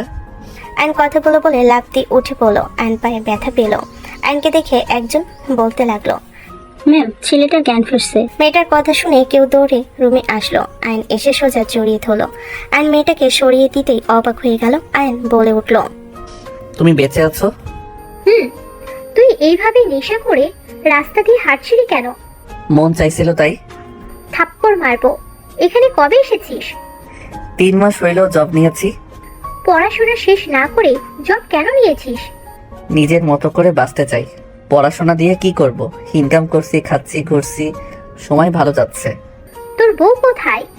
জানি না। বউ কোথায় থাকে জানোস না? এ আবার কেমন কথা রে? জানি না, যা সত্যি তাই বললাম। চল নিজে খাবার খেয়ে নিবি। ক্ষুধাও লাগছে। দুজন কথা বলতে বলতে নিচে গেল। আয়ন নিচে গেলে থমকে গেল। আয়ন দৌড়ে গিয়ে সবার সামনে থাকা মেয়েটাকে জড়িয়ে ধরলো। বসে থাকা সবাই উঠে দাঁড়িয়ে গেল। তোমার তাড়াতাড়ি করে আয়নের হাত ধরে বলল, ওই কি করিস? আমার বোনকে ছাড়। বোন মানে? এই স্টুপিড ছেলে আমার মেয়েকে জড়িয়ে ধরা সাহস কোথা থেকে পেলে? নদী, তুমি এখানে কিভাবে? আর 4টা বছর তুমি কিভাবে লুকিয়ে থাকতে পারলে? তুমি পালানোর আগে আমাকে একবার বলতে পারতে। তুমি কেন আমাকে কিছু না বলে পালিয়ে গেলে? আমার প্রশ্নের উত্তর দাও। তুমি কোথায় ছিলে? আমার প্রশ্নের উত্তর আগে দাও। তুমি বাসা থেকে কোথায় চলে গিয়েছিলে? তোমার খোঁজ খবর কেউ জানে না? ওই বাড়িতে থাকা আমার পক্ষে সম্ভব ছিল না, কিন্তু তুমি এখানে কিভাবে? নদী, তুই ওকে চিনোস?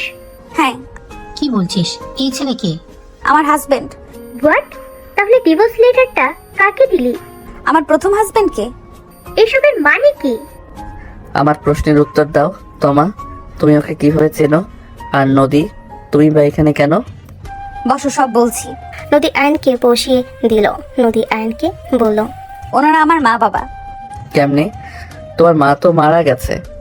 ওনারা আমার পালিত মা বাবা ছিল। ওনারা আমার আসল মা বাবা, আর উনি আমার বড় বোন। আমার আব্বু বড় বিজনেসম্যান, নামকরা মাফিয়া। আমার জন্মের পর আমার উপরে অনেক বড় হামলা হওয়াতে আমাকে বাঁচানোর জন্য কাজের মহিলা আমাকে নিয়ে যায়। সেই আমার মা হিসেবে ছিল। উনি এই ফ্যামিলি আমাদের বিশ্বস্ত কাজের লোক ছিল। তুমি এতদিন পর কিভাবে জানলে এটা তোমার ফ্যামিলি? আমি যেদিন তোমাদের বাসা থেকে পালিয়ে যাই সেদিন আমি বাড়িতে গেছিলাম। গেলে সেখানে আমি জানতে পারি আমার বাবা মা ওইখানে গিয়ে বলেছিল তাদের মেয়েকে ফিরিয়ে দিতে। আমার পালিত বাবা তার ওয়াইফ টাকার বিনিময়ে আমার খোঁজ দিবে, টাকা দিতে যাবে। তখন আমি ঢুকে পড়লে তখন আমার মা বাবাকে আমি খুঁজে পাই। তারপর থেকে এখানে এতদিন আমার সামনে সবকিছু লুকিয়ে রেখেছিল। 2 বছর আগে জানতে পারছি, আর আমি তোমাদের বাসায় গিয়েছিলাম, বাট তোমাকে পাই নাই। তুমি বাড়ি ছেড়ে কোথায় চলে গেছো কেউ জানে না। ও, তুমি এতদিন কোথায় ছিলে? ভ্রমণ করতে ব্যস্ত। এখন এখানে জব নিয়েছি, এখানে থাকতাম 1 বছর, তারপর আবার অন্য জায়গায় চলে যেতাম। পড়াশোনা বাদ দিয়ে এসব করছো? যার বউ নাই, যার কোনো আপন মানুষ বলতে নাই, যে একা, তার আবার পড়াশোনা দিয়ে কি হবে? বাসায় থাকলে আমি তোমাকে নিয়ে ওইখান থেকে চলে আসতে পারতাম। তুমি সব চেঞ্জ করে ফেলেছো। যাই হোক, বড়লোক ফ্যামিলির মেয়ে, ভালো আছো, থাকো বাই। আয়ন চলে যেতে নিবে, নদী হাত ধরে টান দিয়ে সামনে নিয়ে এসে জড়িয়ে ধরতে গিয়েও ধরল না। ওর আব্বু আম্মুকে দেখে নদী আয়নের বাহু ধরে বলল, কোথায় যাবে? এখান থেকে কোথাও যেতে পারবে না। আমি নতুন করে সবকিছু করতে চাই। গরিব ঘরের ছেলে, আমি বড়লোকের ঘরে মেয়ের জামাই হওয়ার মতো যোগ্যতা আমার নাই। নদীর আগে কিছু বলবে, তমা মাথায় থাপ্পড় মেরে বলল, ওভার অ্যাক্টিং কম কর। আমার বোন তোকে অনেক ভালোবাসে। এখন বুঝতে পারছি আমার বোন কার কথা ভেবে চোখের পানি ফেলতো। বড়লোক মানুষ থাপ্পড় মারতে পারেন, আমি গরিব মানুষ, তার প্রতিবাদ কি আর করতে পারবো? আয়নের কথা শুনে দুজন রাগি লোক নিয়ে তাকালে। আয়ন হাসি দিয়ে বলল, এই মজা করছি। বউকে এতদিন পর পাইছি, তাকে ছেড়ে নাকি আমি যাব, এটা কখনোই সম্ভব না। ঠং। ক্ষুধা লাগছে, চলো খেতে দেই তোমাকে। আয়ন তমা চলে গেল টেবিলের সামনে। আয়ন তমা আর নদীর দিকে এক পলক দেখে ভাবতে লাগলো, তোমার বাচ্চা কম জ্বালাস নাই? এখন তোকে জেরাসি করাবো। আমার বাচ্চার মা হওয়ার কথা ছিল, এখন তোকে খালা বানাবো। নদী দুজনকে খাবার দিলে হুট করে পিছন থেকে একজন বলল, হাই শালিকা, কেমন আছো? ভালো দুলা ভাই, আপনি কেমন আছেন? আর কি ভালো থাকবো, তোমার বোনের তো আর আমার কথা মনেই পড়ে না, একবার কলও দেয় না। রাগ মানুষের এত থাকে কেমনে? নদী হাসতে লাগলো। তোমার রাগি লুক নিয়ে তাকাতেই তামিম বলে উঠল, আবার রাগ দেখাচ্ছে, এই কেডা? আপনি কেডা? পরিচয় করিয়ে দিই, আয়ান তোমা আপুর হাজবেন্ড তামিম ভাইয়া। আর ভাইয়া, এটা আমার husband Ayaan. Hi, but wait, তোমার হাজবেন্ড মানে? তুমি না তোমার হাজবেন্ডকে ডিভোর্স দিয়ে আসলে? প্রেম করছিলাম, তাই বয়ফ্রেন্ডকে হাজবেন্ড বললাম। তুমি প্রেমও করতে পারো? কি যে বলেন না দুলা ভাই, প্রেম আবার করতে পারবো না? প্রেম না করতে পারলে কি এইটাকে এখানে নিয়ে আসতে পারতাম? তাও ঠিক। তো কোন ক্লাসে পড়ো? তোমাকে তো ছোট্ট মনে হচ্ছে। আয়ন তোমার থেকে চোখ সরিয়ে তামিমের দিকে তাকিয়ে বলল, পড়াশোনা করি না। ও আচ্ছা, তোমার কি আমার উপরে রাগ আছে নাকি, যেভাবে তাকিয়ে আসো? আরে না দুলাভাই, রাগ কেন করবো আপনার উপরে? আপনাকে আজ প্রথম দেখলাম। ভাইয়া, ওর কথার ধরন ওইরকম রকচটা। আমার এত সুইট শালিকার কপালে এমন বার কেমনে আসলো? দুঃখ, আমার কপালে জুটছে রক্সটা বউ, আর তোমার কপালে রক্সটা বয়ফ্রেন্ড। দুজন হাসতে লাগলো। আয়ন তোমার দিকে তাকালো। তোমার তোমা আর চোখে তাকি চোখ সরিয়ে নিয়ে ভিলেন মার্কা হাসি দিয়ে খেতে লাগলো। খাওয়া শেষ করে তোমা চলে গেল। তামিম বলে উঠল, দেখলে একটু কথাও বললো না। রাখেন, আগে খাবার খেয়ে নেন। এই তুমি খাবার দিয়ে কি ভাবো? কিছু না দুলাভাই, এত ভাবেন না, খাবার খেয়ে নেন। খেয়ে আপনার বউয়ের জন্য একটা চকলেট নিয়ে গিয়ে বাচ্চাদের মতো করে চকলেট দিয়ে বলেন, গা যান, এবারের মতো মাফ করে দাও, আর এমন করব না। ভাই, তোমার বউয়ের মতো আমারটাই না। মেয়ে মানুষ উপরে যত কঠোর দেখাক, ভিতরে একদম নরম। আমার বিশ্বাস না হইলে একবার চেষ্টা করেন গা। করবো নাকি? জানি না, চেষ্টা করে দেখতে পারেন। আগে খেয়ে নেন। আয়ন তামিম খেতে খেতে কথা বলতে লাগলো। খাওয়া শেষ করে বলল, আমি বাসায় যাচ্ছি। সবকিছু নিয়ে আসো। ভাইয়াকে তালাক দিয়ে থাকলে আবার নতুন করে বিয়ে করতে হবে। আব্বু আম্মুর সাথে কথা বলতে হবে, চলো। নদী আয়ন তামিম নদীর আব্বু আম্মুর সাথে বসে কথা বলতে লাগলো। নদীর আব্বু আম্মু বিয়ের অনুমতি দিল। আয়ন খুশি হয়ে চলে গেল। তামিম চকলেট কিনে নিয়ে এসে তোমার রুমে গিয়ে তোমার পাশে বসে নাকামি করে বলতে লাগলো, জান, সরি, আমার সব দোষ, আমি আর এমন করব না, এইবারের মতো ক্ষমা করে দেও। তামিম বাচ্চাদের মতো কোলে তোমার চমকে উঠল।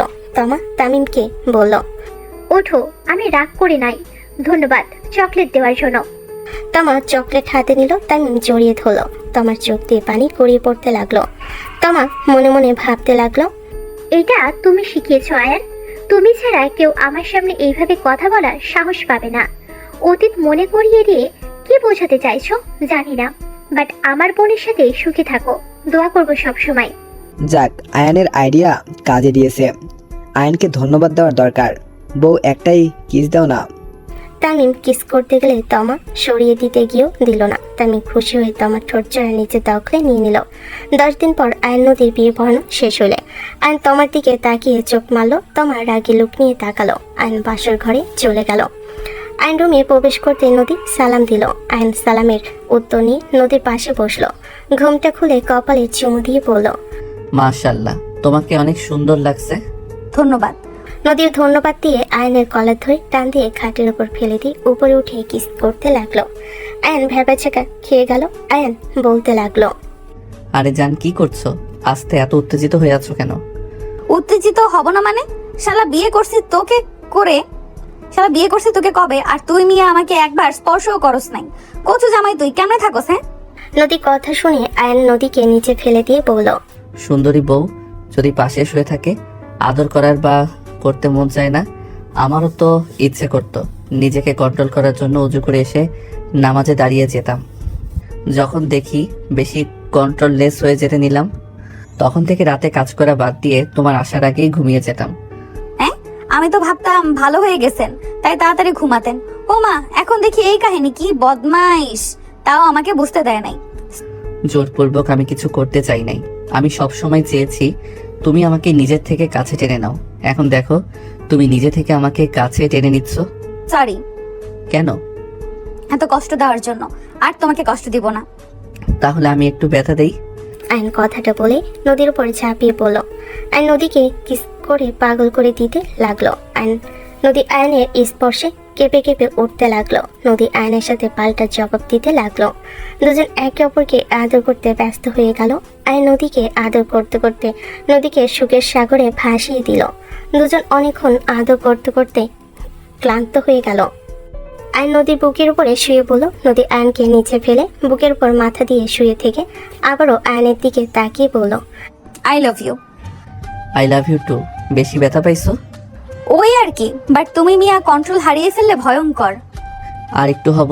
আর নদী ঠোঁটের দিকে এগিয়ে যেতে নিলে নদীর সাথে সাথে আঙ্গুল দিয়ে ঠোঁটের উপর রেখে বলল, আগে বলে নেই কিস করতে দিব, আর কিছু করতে দিব না। আর একবার করবো, এর বেশি না। Please please. নদীকে রাজি করতে লাগলো আর আয়ন উত্তেজিত করতে লাগলো। নিচে থেকে আয়নের উপর ঝাঁপিয়ে পড়লো। আয়ন মিটি মিটি হাসতে লাগলো। দুজন আবার একে অপরকে আদর করতে লাগলো। এভাবে 5 বার আদর করার পর আয়ন আবারও বলতে গেলে নদী ধাক্কা দিয়ে পড়লো, দূরে থাকো বদমাইশি। আমি কি হারিয়ে যাচ্ছি নাকি? আমার কোমর ব্যথা করছে। বদমাইশির এর কিছু হয় না নাকি? ইয়ে মানে আর একবার করে ঘুমাবো? না মানে না, আর একবারও না। দূরে গিয়ে থাকো, আমি ঘুমাবো। ব্যথা লাগছে অনেক। আচ্ছা, আদর করে দিয়ে আসো। এইবার কিন্তু আমি কান্না করব বলে দিলাম। আচ্ছা আচ্ছা থাক, আসো বুকে, আর কিছু করব না। প্রমিস করো। আচ্ছা প্রমিস করলাম। এখন ঘুমাবো, আর কিছু করব না। বাট পরে পরে কি? 7 সপ্তাহ আসতে দেব না। ফাজিল একটা। মন চাচ্ছে ঠোঁট কামড় দিয়ে ছিঁড়ে ফেলি। নদীর কথা শুনে আয়ন জোরে জোরে হাসতে লাগলো। হাসতে হাসতে বলল, আমার ঠোঁট কামড় দিয়ে ছিঁড়ে ফেললে সবাই বলবে ঠোঁট কাটার বউ। থাক, করবো না। এগুলো তো আমার সম্পদ, আমি কেন নষ্ট করব? এই 2টা ঠোঁট জোড়া আমার প্রিয়। আমি ছাড়া আগে কি কেউ স্পর্শ করেছে? সত্যি বলবো নাকি মিথ্যা? সত্যি করে বলো। মিথ্যা আই ডোন্ট লাইক। থাক, ঘুমাবো। বলো, কেউ আগে স্পর্শ করেছে? ঘুম পাচ্ছে, ঘুমাও। কথা এড়িয়ে যাবে না, আমার কথার উত্তর দাও। একবার একজনকে কিস করছিলাম। হোয়াট? আরে রেগে কেন যাচ্ছ? আরে সত্যি বলতে বলছো তাই বললাম। আমি তো চাইলে তোমাকে মিথ্যা বলতে পারতাম। তুমি কি আর বুঝতে আমি মিথ্যা বলছি নাকি সত্যি? কাকে কিস করেছিলে? আছে একজন, বাট তার রাগ বেশি হয়ে গেছিল। কে সেই? আর কোনো কিছু জিজ্ঞেস করো না, ঘুমাও। বলো কে ছিল। না বললে আমি তোমাকে আমার কাছে আসতে দিব না। বলবো না। এই বিষয় নিয়ে ঝামেলা করো না। আমি তোমাকে বলতে চাচ্ছি না।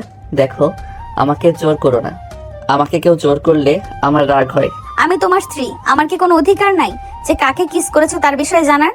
আমি কি তোমার উপর রাগ দেখাচ্ছি? নদী রেগে গেল। আয়ন নদীকে বলল। নদীর কথা শুনে আয়ন ভেবাচাকা খেয়ে বলল, হ্যাঁ, তুমি এইসব রাগ দেখাচ্ছ না? রাগে চোখ গাল লাল হয়ে যাচ্ছে, তাও বলছো রাগ করছো না? আয়নের কথা শুনে নদী স্বাভাবিক হয়ে বলল, এই দেখো, আমি শান্তভাবে বলছি, কাকে কিস করেছো? আর কোনো কিছু বলবো না। মুখে তালা দিয়ে দিলাম, কারণ এখন একটা কথা বলবো, তারপর আরেকটা প্রশ্ন করবে। এইভাবে করতে করতে সারা রাত পার হয়ে যাবে। তার থেকে ঘুমাও না যান, সকালে ফরজের নামাজটা পড়তে হবে। তুমি সেদিন নেশা করেছিলে কেন? অফিসের পার্টি ছিল, সবাই মজা করছিলাম, সাথে কয়েকজন জোর করলো, খেতে ভালো লাগলো। নেক্সট টাইম যদি দেখি তাহলে সেদিন আমার একদিন আর তোমার একদিন। ওকে, বাট এখন তো ঘুমাবে, না হয় আদর করি। না, ঘুমাও। আয়ন নদীকে বুকে নিয়ে শুয়ে পড়ল। নদী মাথা থেকে কথাগুলো গেল না। কিছুক্ষণ পর আবার বলল, বলো না, কে ছিল সে? আল্লাহ, কি যে বললাম, এখন সেকেন্ডে সেকেন্ডে জিজ্ঞেস করে। দেখ, মজা করছি, এইবার থামো তো। তাই বলে আমি তো ভাবছি সত্যি সত্যিই কাউকে কিস করেছো। নদী কথাগুলো বলে নিশ্চিন্ত হয়ে ঘুমিয়ে গেল। আয়ন ভাবতে লাগলো, কিভাবে বলবো যে আপনার বড় বোনকে কিস করছিলাম জোর করে? ধুর, কচু, যত বিপদ একসাথে আছে, কে কাজ নাই। কে জানতো আমার বউ ওর ছোট বোন হবে। একদিকে বাঁচাইছে, ওইটার মতো রাগ তেজ এটার ভিতরে নাই। উফ, জন্মের বাঁচার বাঁচি। আয়ন দীর্ঘ নিঃশ্বাস ফেলে ঘুমিয়ে গেল। সকালে ঘুম ভাঙলে আয়ন নদীকে ডাক দিতে লাগলো, যান, উঠো, গোসল করে চলো, নামাজ পড়ে নিবে। উফ, জ্বালিও না তো, ঘুমাতে দাও। বাবু ওঠো না, ঘুম পরে পড়া যাবে, এখন ওঠো। না, ঘুমাতে দাও তো শান্তিতে। নদী না ওঠায় আয়নের মাথায় দুষ্ট বুদ্ধি আসলো। আয়ন আস্তে আস্তে নদীকে কাতুকিতু দিতে লাগলো। নদী লাফ দিয়ে উঠে আয়নের দিকে রাগি লুক নিয়ে তাকালে। আয়নের ঠোঁটে কিস করলে নদী আবার আয়নের বুকে সাথে সাথে মাথা ঠেকিয়ে ঘুমাতে লাগলো। আয়ন উপায় না পেয়ে নদীকে কোলে তুলে নিয়ে ওয়াশরুমে গিয়ে শাওয়ার ছেড়ে দিল। নদী চিৎকার দিয়ে উঠলো। আয়ন সাথে সাথেই বলল, আরে কি করছো?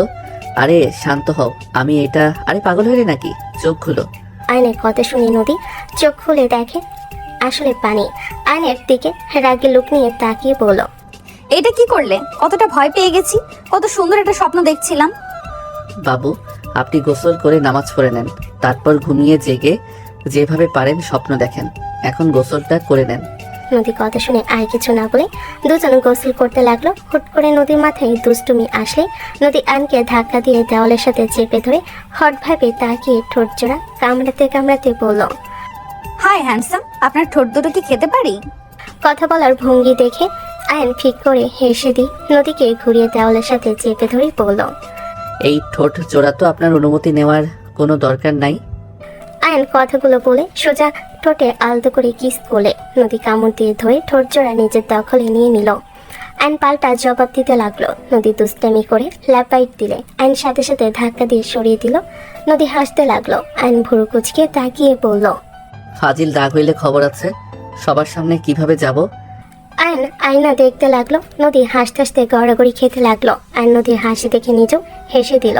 আয়ন বলে উঠল, হাসি থামিয়ে গোসল করে নাও। আয়ন নদী দুজনেই গোসল করে দুজন বের হইল। আয়ন পোশাক চেঞ্জ করে ওয়াশরুম থেকে উজু করে নিল। রুমে এসে টুপি পরে কপালে চুমু দিয়ে বলল, যান, যাই।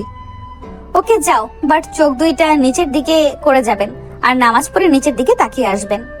আচ্ছা ম্যাম, যাই। আয়ন ফ্লাইং কিস দিয়ে ঘুরতেই তমাকে দেখলো। রুম থেকে বের হতে তমার চোখে চোখ পড়তে আয়ন কিছু না বলে নিচে চলে গেল। আয়ন নামাজ পড়তে চলে গেল। নামাজ পড়া শেষ করে বাসায় আসলো। বাসার ভিতরে প্রবেশ করতেই নদীর কণ্ঠ শুনল। নদী বলে উঠল, তোমরা এই কাজ থেকে কেন ফিরে আসছো না? প্রতিদিন এত আতঙ্ক নিয়ে কি বাঁচা যায়? এত মারামারি আমার এসব ভালো লাগে না। আমরা চাইলে এর ভেতর থেকে বের হতে পারবো না। আমরা বের হলেও আমাদের মৃত্যু, না হলেও মৃত্যু হবে। এইসব নিয়ে আমরা ভাবি না। নদী, চিন্তা করো না, আমি তো তোমার বোনের সাথে সবসময় থাকার চেষ্টা করছি। ভাইয়া, আমার এইসব রক্ত মারামারি দেখতে ভালো লাগে না। আমি বড্ড ক্লান্ত হয়ে গেছি। আমার সত্যি অনেক ভয় লাগে। আমি সবাইকে পেয়ে আবার হারিয়ে ফেলতে হবে ভাবলে আমার কষ্টে বুকটা ফেটে যায়। আমি এদের বোঝাতে পারছি না। আরে বোন, তুই এত টেনশন করিস না তো। আচ্ছা, তোমরা এসবের মধ্যে কেন আসছো? তোমরা কোম্পানি চালাচ্ছ, চালাও, মাফিয়া হতে কেন হবে? আমাদের বংশে সবাই মাফিয়ার ছিল। দাদার দাদা সেখান থেকে শুরু হয়েছে। আমার জ্ঞান হতেই আমাদের ট্রেনিং দিত কিভাবে অন্যায়ের বিরুদ্ধে দাঁড়াতে পারবো। তুই দূরে ছিলি তাই তোর কাছে এমন লাগছে। আমাদের কাছে এসব কোনো ব্যাপার না। আর সব থেকে বড় কথা, আমাদের যেমন ভাবছিস তেমন না। তোকে আজ সত্যি কথা বলি, আমরা চারজন এজেন্ট। আম্মু আমাদের হেড, আব্বু আমাদের ডান হাত। ভাইয়া, আপনার বউয়ের কথা শুনলে আমার মাথায় রক্ত উঠে যাবে। আমি ওর কথা শুনতে চাই না। নদী কথাগুলো বলে চলে গেল। আয়নের সামনে পড়তেই নদী বলল, আমি হসপিটালে যাচ্ছি। এখন ডিউটি তোমার? হ্যাঁ। আমি অফিসে যাচ্ছি, আমার একটু কাজ আছে। নদী তামিম বের হয়ে গেল। তমা উপরে যেতে নিবে সাথে সাথে আয়ান বলল, মিসেস তমা, মৃত খেলা কতদিন খেলবেন? বিয়ে করছেন, সংসারের কথা ভাবেন, এইসব বাদ দেন। আগেও তো শুনেন নাই, এখন তো নিজের স্বামীর কথা ভেবে বাদ দেন। তমা পিছনের দিকে ঘুরে বলল, আমার স্বামী আমার কাজিন, আশা করি আর কিছু বলার প্রয়োজন নেই। পুরো বংশ তো একই, কিছু বলার নাই। হ্যাঁ। আয়ন কিছু না বলে চলে গেল। সন্ধ্যার দিকে আয়ন অফিস থেকে আসার সময় গোলাপ ফুল চকলেট নিয়ে বাসায় গেল। আয়ন বাসার ভিতরে প্রবেশ করতেই নদী কান্না করছে। আয়ন দৌড়ে গিয়ে বলল, নদী কি হয়েছে, এভাবে কান্না কেন করছো? আম্মু, আব্বু, আপু, ভাইয়া মিশনে গেছে। কোথায়? এই দেখো, লাইফ চলছে, কি পরিমাণের বন্দুক চলছে। এইটা কোন জায়গা? আয়ন কথাই কিছু বলতে যাবে, সাথে সাথে দরজা দিয়ে ওর আব্বু আম্মু তমা তামিম প্রবেশ করলো। নদী দৌড়ে গিয়ে ওর আব্বু আম্মু তমাকে জড়িয়ে ধরলো। তোমরা ঠিক আছো? হ্যাঁ ঠিক আছে মা। বোকামে এভাবে কান্না কেউ করে? এত ভয় পেলে চলবে নাকি? কান্না থামা বোন, শোন, গুড নিউজ আছে। কি? আমরা 4 জন হানিমুনে যাব। তোর ভাইয়া টিকিট কেটেছে। সত্যি? তাহলে তুমি আমাদের সময় দিবা? হ্যাঁ, এইটাই শেষ মিশন ছিল। এখন আরো আসলে করতে হবে, বাট যতদিন কল না আসে ততদিন তোদের সাথেই থাকবো। আব্বু, আম্মু, তোমরাও আমাদের সাথে যাবে?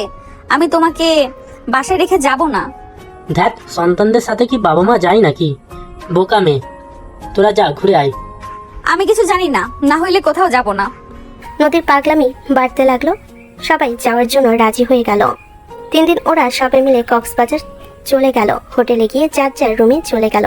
আয়ন খাটের উপর শুয়ে পড়ল। নদী আয়নের উপর শুয়ে বলল, मैं तो थक गया।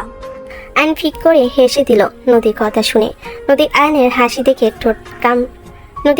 হাসি দেখে ঠোঁটে আলতো করে কিস করে বলল, তোমার এরকম হাসি আমার অনেক ভালো লাগে। ফিক করে হাসি দিলে আমার মনটা চায় সারাদিন তোমার এই হাসিটা দেখি। নদীর কথা শুনে আয়ন ওর মুখের উপরে চুল সরিয়ে দিতে দিতে বলল, আমি একটা প্ল্যান করেছি। কি সব? আব্বু ডাক শোনার ব্যবস্থা করব। আয়ন কথাটা বলে যে নিচে ফেলে নদীর উপরে ঝাঁপিয়ে পড়তে যাবে, সাথে সাথে নদী লজ্জা পেয়ে লাফতে উঠে বলল, একদম না, কিছুক্ষণ পর বাইরে যাব। এখন ক্লান্ত লাগছে, কোনো কিছুই হবে না।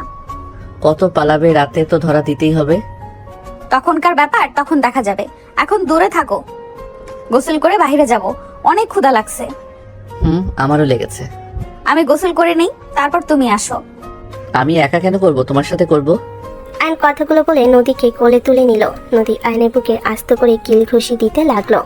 আয়ন সোজা ওয়াশরুমে গিয়ে দুজন মিলে গোসল করে নিল। গোসল করে পোশাক চেঞ্জ করে দুজন বাহিরে বের হইল। তামিম বলে উঠল, শালিকা, দুজন একা ঘোরো আমাদের রেখে। দুজন পিছনে তাকাতে দেখে তমা, তামিম আর নদীর আব্বু আম্মু। নদী আয়ন ওদের কাছে গিয়ে বলল, একা ঘুরি না, ভাবলাম আপনারা নিচে আসতে থাকেন, আমরা একটু হাঁটাহাঁটি করি। বুঝি দূর ভাইয়া, খালি ভুল বোঝেন। আচ্ছা, দুজনের কথা রাখো। সামনে ভালো একটা রেস্তোরাঁ আছে, সেখানে খেয়ে ব্রিজের কাছে চলে যাব। ওকে চলো। 6 জন টুকটাক কথা বলতে বলতে যেতে লাগলো। 6 জন রেস্তোরাঁর ভিতর গিয়ে কথা বলতে লাগলো আর খেতে লাগলো। আয়নের ফোন বেজে উঠলো। আয়ন কল রিসিভ করতে পিছন থেকে একজন বলল, হাই। ময়নাকে দেখে তমা আয়ন চমকে গেল। আয়ন কল কেটে দিয়ে বলল, এখানে তুমি? তোমার পিছন পিছন আসলাম। বসো। আর আমার নাম্বার দিয়েছিলাম কবে, আর কল দিলে কবে? ওই, তোমার ব্যাপারে জানো তো? হ্যাঁ। তুমি সব জেনে আমাকে একবারও জানাও নাই? ম্যাম, আপনি তো ওই ব্যাপারে কিছু জানতে চান নাই, তাহলে কি জানাবো? তোমরা কি একে অপরকে আগে থেকে চিনতে? আসলে এই মেয়েটাকে তোমরা দুজন চেনো? ওয়েট, এই মেয়ে তো আপু তোমার সাথে থাকতো, তাহলে আয়ান তুমি কিভাবে মেয়েটাকে চিনো? স্যার, ম্যাম আপনারাও আসছেন দেখছি। আসসালামু আলাইকুম। ওয়ালাইকুম আসসালাম। তুমি এখানে কি করছো? একটা কাজ এসেছে, আয়নাকে দেখে ওইদিকে আসলাম। এসে দেখি আপনারা সবাই আছেন। আপনি আয়ানকে কিভাবে চেনেন? আমাদের কলেজের সামনে দিয়ে যেত, ওইখান থেকে পরিচয় হয়েছিল। হ্যাঁ, ওকে থাকেন আপনারা, আমি আসছি। ওকে যাও। ময়না চলে গেল। সবাই খাবার খেতে লাগলো। তোমার চোখে স্পষ্ট রাগ দেখতে পেল তামিম। তামিম চুপচাপ খেতে লাগলো আর ভাবতে লাগলো, ওই কি আমার থেকে কিছু লোক আছে? সেদিন ওর কথা মতো যা করলাম, তোমার সত্যি সেদিন ক্ষমা করে দিল। ওর কঠোর চেহারা, ভিতরে নরম ভাব, আমি তো কখনো বুঝতে পারি নাই। ওই কিভাবে বুঝলো? আর ওরা একে অপরকে চেনে, কখনো তো আমাদের বুঝতেও দেয় নাই। তামিম কথাগুলো ভাবতে লাগলো আর তোমার দিকে আর আয়নের দিকে তাকিয়ে দেখতে লাগলো। সবাই খাওয়া দাওয়া শেষ করে রেস্তোরাঁর বিল দিয়ে বের হয়ে গেল। ব্রিজের উপর গিয়ে সবাই হাঁটতে লাগলো। হঠাৎ করে সব মানুষজন ছোটাছুটি করতে লাগলো। আয়ন নদীকে নিজের কাছে টেনে নিল। নদীর আম্মু বলল, আয়ান, নদীকে নিয়ে এখান থেকে চলে যাও। সাথে সাথে দিকে গুলি ছুলে নদীর আম্মু বসে পড়ল। ময়না পিছন থেকে দৌড়ে এসে চারজনের হাতে গুলি দিয়ে নিজে গুলি করতে লাগলো। তমা বলতে লাগলো, আয়ান, এখান থেকে চলে যাও, নদীকে নিয়ে পালাও। ময়না, তুমি ওদের এখান থেকে বের করে নিয়ে যাওয়ার চেষ্টা করো। আমি কোথাও যাব না। নদী আমার সাথে চলো। আয়ন নদীকে নিয়ে যেতে লাগলো। তো ময়না আয়ন নদীকে পিছনে রেখে গুলি চালাতে চালাতে যেতে লাগলো। নদী ভয়ে যেতে লাগলো। আয়ন নদীর কান ধরে নিয়ে যেতে লাগলো। দুজন ওখান থেকে কিছুটা দূরে যেতে নদীকে গাড়িতে তুলে দিয়ে হুট করে তমার হাতে গুলি লাগলো। পিস্তল ছিটকে পড়ে গেল। ময়না পিছনে তাকিয়ে ম্যাম বলে চিৎকার দিল। আয়ন পিছনে তাকিয়ে জোরে চিৎকার দিয়ে বলল, তমা। আয়ন 1 মিনিট অপেক্ষা না করে দৌড়ে গিয়ে টিকবাজি দিয়ে পিস্তল হাতে নিয়ে একের পর এক গুলি করতে লাগলো। তমা হাত চেপে ধরে বলল, আয়ান, এখান থেকে চলে যাও। আয়ান, প্লিজ চলে যাও এখান থেকে। ময়না আপু, আপনি তমাকে দেখেন, আমি এদিকে দেখছি। ময়না তমাকে নিয়ে গাড়ির দিকে যেতে লাগলো। পুলিশ এসে ঘেরাও দিলে সবাই স্যালেন্ডার করতে লাগলো। নদীর আব্বু আম্মু তামিম দৌড়ে যেতে লাগলো। হুট করে একজন আয়নের দিকে গুলি ছুলে তমা জোরে চিৎকার দিয়ে দৌড়ে গিয়ে আয়নকে জড়িয়ে ধরে তমাকে গুলি লাগলো। আয়ন সাথে সাথে ঘুরে জড়িয়ে ধরে সাথে সাথে ওই লোকটার মাথায় গুলি করে দিয়ে চিৎকার দিয়ে বলল, তমা, এটা কি করলে তুমি? তমা, আমাকে কেন বাঁচাতে আসলে? তমা, তোমার কিচ্ছু হবে না, আমি তোমার কিছু হতে দিব না। আয়ন হামা করে কান্না করতে লাগলো। সবাই দৌড়ে আসলো। সবাই তমাকে জড়িয়ে ধরে কান্না করতে লাগলো। তমা তামিমের দিকে তাকিয়ে বলল, আমাকে ক্ষমা করে দিও, আমি তোমার ভালো স্ত্রী হতে পারি নাই। তমা, তোমার কিছু হবে না, আমি তোমাকে কখনো হসপিটালে নিয়ে যাব। এই তমা, তুমি চোখ বন্ধ করবে না। তমা, আমি তোমার কিছু হতে দিব না। এ আল্লাহ, তুমি তোমার কিছু করো না। আল্লাহ, তুমি আমাকে নিয়ে যাও। এই তমা, তুমি কেন আমাকে বাঁচাতে আসলে? তমা আয়নের গালে হাত দিয়ে বলতে লাগলো, আমাকে ক্ষমা করে দিও, আমার সব থেকে ভালো লেগেছে আমি তোমাকে বাঁচাতে পেরেছি। তুমি যতই আমার উপরে রাগ করে থাকো, আমার বিপদে ঠিক তুমি এসেছিলে। আয়ান, তোমাকে পাবো না জেনেও ভালোবেসেছিলাম। অন্য কেউ ছিল কপালে, তাই হয়তো পাই নাই তোমায়। এতে আমার আফসোস নাই। বন্ধু হয়ে থেকো আমার পাশে। জানো, বুঝি নাই আবারও তোমায় পাবো এভাবে। আজ আমি খুশি তুমি আমাকে বাঁচিয়েছিলে। আজও আমার জন্য হাতে পিস্তল তুলে নিয়েছো। আজ আমার বোনকে তোমার হাতে তুলে দিলাম। আয়ান, আমার বোনকে সুখে রেখো। এই এই আমি এই জীবন তো চাই না। তুমি চুপ করো, আমি তোমাকে হসপিটালে নিয়ে যাব। আমি তোমার মৃত্যু তো চাই নাই, আমি তোমাকে হাসি খুশি দেখতে চেয়েছি। আয়ন তোমাকে কোলে তুলতে গেলে তামিম তোমাকে নিজের কাছে টেনে নিয়ে বলল, আমি তোমাকে নিয়ে যাব, তোমার কিচ্ছু হবে না। আমার হাতে সময় নেই, আমাকে কিছু কথা বলার সময় দাও। কিছু হবে না তোমার, এইসব বলো না তুমি। আয়ন কান্নায় ভেঙে পড়ল। তোমার নদীর হাত ধরে বলল, বোন, আয়ান অনেক ভালো ছেলে, ওকে কখনো ভুল বুঝিস না। আয়ান, আপুকে নিয়ে চলো। নদীর আম্মু কান্না করতে করতে বলল, ওকে নিয়ে চলো। তোমার মা আমার, চুপ কর, তোর কিচ্ছু হবে না। তমা ওর আম্মুর হাত বুকে জড়িয়ে নিয়ে কিছু বলতে গিয়ে তমার হাত পড়ে গেল। তামিম জড়িয়ে চিৎকার দিয়ে উঠল। তামিম হাঁটু গেড়ে বসে পড়ল। আয়ন তমার মাথা গলে নিয়ে বলল, তোমার চোখ খুলো। তমা, এইভাবে তুমি চলে যেতে পারো না। তোমার চোখ খুলো। তমা, এই তমা, আমার সাথে কথা বলো। তুমি কথা না বললে আমার কষ্ট হয়। তুমি সব জেনে কেন চুপ করে আছো? আয়ন পাগলের মতো কান্না করতে লাগলো আর তমার মুখে থাপড়াতে লাগলো। ময়না আয়নের কাঁধে হাত রেখে বলল, আয়না মেমান নাই, বাস্তবতা মেনে নাও তুমি। ময়না, বাজে কথা বলো না। এই ময়না, ওকে বলো আমার সাথে কথা না বললে আমি কিন্তু ওর ছবিগুলো ভাইরাল করে দিব। তাড়াতাড়ি বলো আমার সাথে কথা বলতে। এই তমা, ওঠো না। আয়নের কান্না দেখে সবাই হতভম্ব হয়ে আছে। ময়না কান্না করতে করতে বলল, আয়না মেমার কোনোদিনও তোমার উপর রেগে যাবে না। মেমার কোনোদিনও তোমাকে বকাঝকা করবে না। হ্যাঁ, তুমি যদি ভেঙে পড়ো ম্যাম অনেক কষ্ট পাবে। তুমি তো জানো ম্যাম তোমার চোখের পানি সহ্য করতে পারতো না। তুমি শক্ত হও। আয়না ম্যাম আমাকে বলে গেছে ওনার যদি কিছু হয় আপনি যেন কান্না না করেন। আপনি কান্না করলে ম্যাম আরো কষ্ট পাবে। ময়নার কথা শুনে আয়ন চিৎকার দিয়ে বলল, আমি কিভাবে শান্ত হব? আমি তো এমন কিছু চাই নাই। আমি তো তাকে ভালো দেখতে চেয়েছি, তার মৃত্যু আমি চাই নাই। আমি কতবার বলেছি আমি কিভাবে নিজেকে সামলাবো। আয়ন পাগলের মতো কান্না করতে লাগলো। আয়নের কান্না আর কথাগুলো শুনে আশেপাশে সবাই কান্না করতে লাগলো। আয়ন এক প্রকার নিজের বুকে মারতে লাগলো। নদী এক পলকে তাকিয়ে আছে। পুলিশের লোকেরা লাশ বাহন গাড়িতে করে তুলে নিয়ে যেতে লাগলো। আয়ন দৌড়ে গাড়ি পিছন পিছন যেতে লাগলো আর বলতে লাগলো, তোমাকে কোথায় নিয়ে যাচ্ছেন? ওকে রেখে যান। তোমা 3 দিন পর আয়নের আম্মু আব্বু আয়নের সামনে বসে আছে। আয়নের আম্মু বলল, আয়ান আয়নের কোনো সার শব্দ নাই। আয়নের আম্মু আয়নের পাশে এসে কাঁধে হাত রাখতে আয়ন ওর আম্মুকে জড়িয়ে ধরে কান্না করতে করতে বলল, আম্মু, তোমা আমাদের ছেড়ে চলে গেল। আম্মু, আমি তোর মৃত্যু চাই নাই। আম্মু, ওই আমাকে বাঁচাতে গিয়ে নিজের জীবন দিল। আমি তোর কাছে আমার জীবন চাই নাই। ওই আমাকে অপরাধী করে চলে কেন গেল? আমার তো নদীর বড় বোন, তুই কেন এভাবে ভেঙে পড়ছস? তোমার সাথে তোর কি কোনো সম্পর্ক? দেখ, আমি জানি না কি সম্পর্ক, কিন্তু তোর পাগলামি থামা। সমাজের মানুষ নানান কথা বলছে, মৃত মানুষকে নিয়ে বাজে কথা বলা শুরু করেছে। তুই এখানে চুপ হয়ে যা। নদী তোর স্ত্রী, ওর উপর দিয়ে কি যাচ্ছে? একেই তো বোনকে হারালো, তার উপর আবার তুই আমার করছিস। তামিম তোমার হাজবেন্ড, ওর তো নিজের স্ত্রীর প্রতি ঘৃণা চলে আসছে। আয়নোর আম্মুর কথা শুনে নদী তামিমের দিকে তাকালো। আয়ান কিছুক্ষণ চুপ থেকে আয়ান তামিমের কাছে গিয়ে ওর পাশে বসলে। তামিম উঠে যেতে নিলে আয়ান তামিমের হাত ধরে বলল, ভাইয়া, আমার কথা একবার শুনেন। আমার ব্যবহার আসলে আপনাদের বিভ্রান্ত করছে। আমাকে ক্ষমা করে দেন, কিন্তু তোমাকে ভুল বুঝবেন না। আমি আপনাকে বলছি, তোমার সাথে আমার পরিচয় হয় ক্লাস 10-এ থাকতে। তোমা অ্যাক্সিডেন্ট করছিল।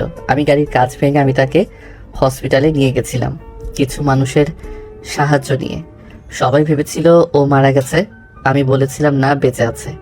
পরে হসপিটালে নিয়ে গেলে আমি তাকে আমার রক্ত দিয়ে সাহায্য করি। তার পরিচিত আমি কাউকে চিনতাম না। আমি তার সেবা করছি। সেখান থেকে আমার সাথে তার ভালো সম্পর্ক হয়। আস্তে আস্তে আমি তার প্রেমে পড়ে যাই। আমি তাকে অনেক জ্বালাতাম। 2 বছরের মাথায় সে আমার প্রপোজ অ্যাকসেপ্ট করে দেয়। আমি ওনার বাসায় প্রায় যেতাম। ময়না আপুকে জিজ্ঞেস করেন। হ্যাঁ আয়ান অনেক দুষ্ট প্রকৃতি ছিল। ওই আগে বাসে আসতো, মেমোকে প্রতিদিন শাস্তি হিসাবে যত কাজ আছে ওকে দিয়ে করাতো। ব্যায়াম থেকে শুরু করে সবার সাথে ওকে টেলিং কাজে লাগিয়ে দিত। ম্যাম ভাবছিল এসব করলে হয়ে হ্যাকাই পালাবে, কিন্তু ওই ম্যামের মন পাওয়ার জন্য সব কিছু হাসি মুখে করতো আর প্রতিদিন আপুকে বউ বউ করতো। ম্যাম প্রথম রেগে গেলে আস্তে আস্তে ওকে ভালো লাগে। হায়নাকে এক পর্যায়ে ভালোবেসে ফেলে, কিন্তু ম্যাম ওকে অতটা পাত্তা দিত না, সিরিয়াস ভাবে কিছুই নিত না। হুট করে ওই বিয়ে করে ফেলে।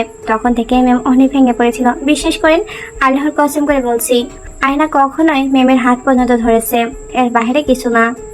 একবার শুধু জড়িয়ে ধরেছিল, তা ম্যাম থাপড় মেরে দিয়েছিল। তখন আয়না ছোট, তখন অত বুদ্ধি ছিল না। প্লিজ বিশ্বাস করেন, এছাড়া কোনো হারাম কিছু ছিল না। ভাইয়া, আমি আয়নকে যতটুকু জানি, আমিও বিশ্বাস করি আয়নের আপুর সাথে কোনো নোংরা সম্পর্ক ছিল না। প্রথম ভালোবাসা যত রাগ দেখায়, প্রথম ভালোবাসাকে ভোলা কি এত সহজ? আমি আজ থেকে প্রমিস করছি, আমি তোমার বিষয়ে আর নাক গলাবো না। আমাকে তোমার ব্যাপারে জানিয়েছিল, বাট সেই ছেলে তুমি তা বুঝতে পারি নাই। সরি, আমি অকারণে তোমাকে ভুল বুঝেছি। আর এমন করো না। সবাই তোমাকে নিয়ে নোংরা কথা বললে আমি সহ্য করতে পারবো না। হ্যাঁ, করবো না। আর নদীর সামনে হাঁটু গেড়ে বসে বলল, নদী, আমি আসলে মেনে নিতে পারছিলাম না। প্রথম ভালোবাসা আমাকে বাঁচাতে গিয়ে আমার সামনে মৃত্যুবরণ করলো। সেইটা আমি মেনে নিতে পারছিলাম না। আজ থেকে প্রমিস করছি, আমি আর তোমাকে নিয়ে ভাববো না। প্রমিস, আমি তোমাকে ভালোবাসি, আর আমি মৃত্যুর আগ পর্যন্ত ভালোবেসে যাব। আমি বুঝেছি, সরি। আমি গতকালকে ব্যবহারের জন্য আমি বুঝতে পারছি। আইন নদীকে জড়িয়ে ধরলো। নদী আইনকে জড়িয়ে ধরলো। সবাই আইনকে বুঝতে পেরে আর কেউ কিছু বলল না।